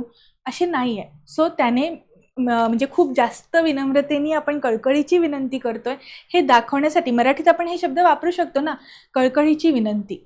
हे तुम्हाला कळतं की मी खूपच मनापासून बोलले. पण ज्या वेळेस आपण इथे माईट हा शब्द इंग्लिशमध्ये कळकळीची विनंती म्हणू शकत नाही, त्यामुळे आपल्याला इथे दाखवण्यासाठी, ती इंटेन्सिटी दाखवण्यासाठी God might help the child या पद्धतीने येतं. गॉड हेल्प द चाइल्ड, देवा वाचव त्या मुलाला. पण इथे आपण त्याला आज्ञा नाही देते त्या देवाला, God might help the child असं येतं.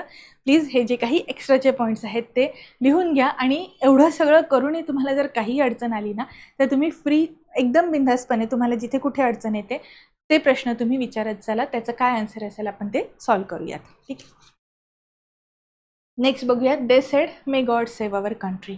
इथे पण विश व्यक्त केलेली आहे. प्रे म्हणजे मदत कर किंवा मग विश व्यक्त करतो आपण. ठीक आहे. So may God save our country, देवाने आम्हाला वाचवलं पाहिजे. इथे सुद्धा आता गॉड हा शब्द आल्यामुळे शक्यतो ह्या आज्ञा किंवा प्रार्थना आपण सुपरमाइटी, जे अलमाइटी असतात, सुपर पॉवर असतात, त्यांच्याकडेच मागतो. म्हणून या ठिकाणी माईट शब्द दोन्हीकडे आलेला आहे. They prayed that God might save their country. इथे अवरसाठी आपण देअर का वापरलं? मग अशी आपण जे हीचं एक्झाम्पल बघितलं होतं, इथे फर्स्ट पर्सनचं प्रोनाऊन वापरलं आहे. पण बोलणारा कोण आहे थर्ड पर्सन आहे. त्यामुळे जेव्हा हा बदल आपण करतो तिथे सुद्धा थर्ड पर्सनच वापरायचा. जर बोलणारा या ठिकाणी आय सेड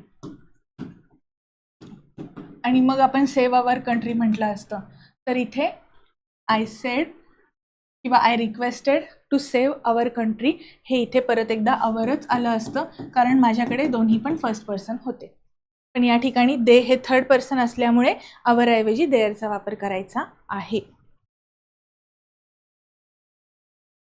ओके, सो खूप मोठं जे एक मार्क मिळवून देणारा जो सगळ्यात मोठा टॉपिक आहे डायरेक्ट इनडायरेक्ट स्पीच, तो तुमच्या रिक्वेस्टचा मान राखून आपण पूर्ण केलेला आहे.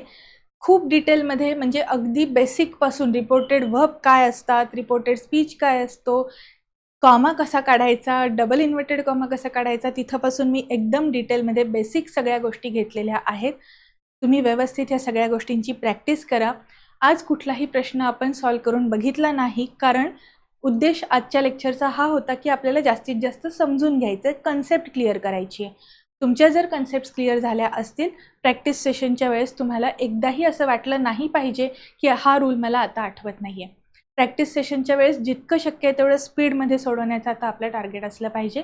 या पद्धतीने तुम्हाला अजून कुठल्या टॉपिकवरती लेक्चर बघायला आवडेल तेही नक्की सांगा, आणि लेक्चर कसं वाटलं ते तुमचा अभिप्राय कळवायला विसरू नका. थँक्यू.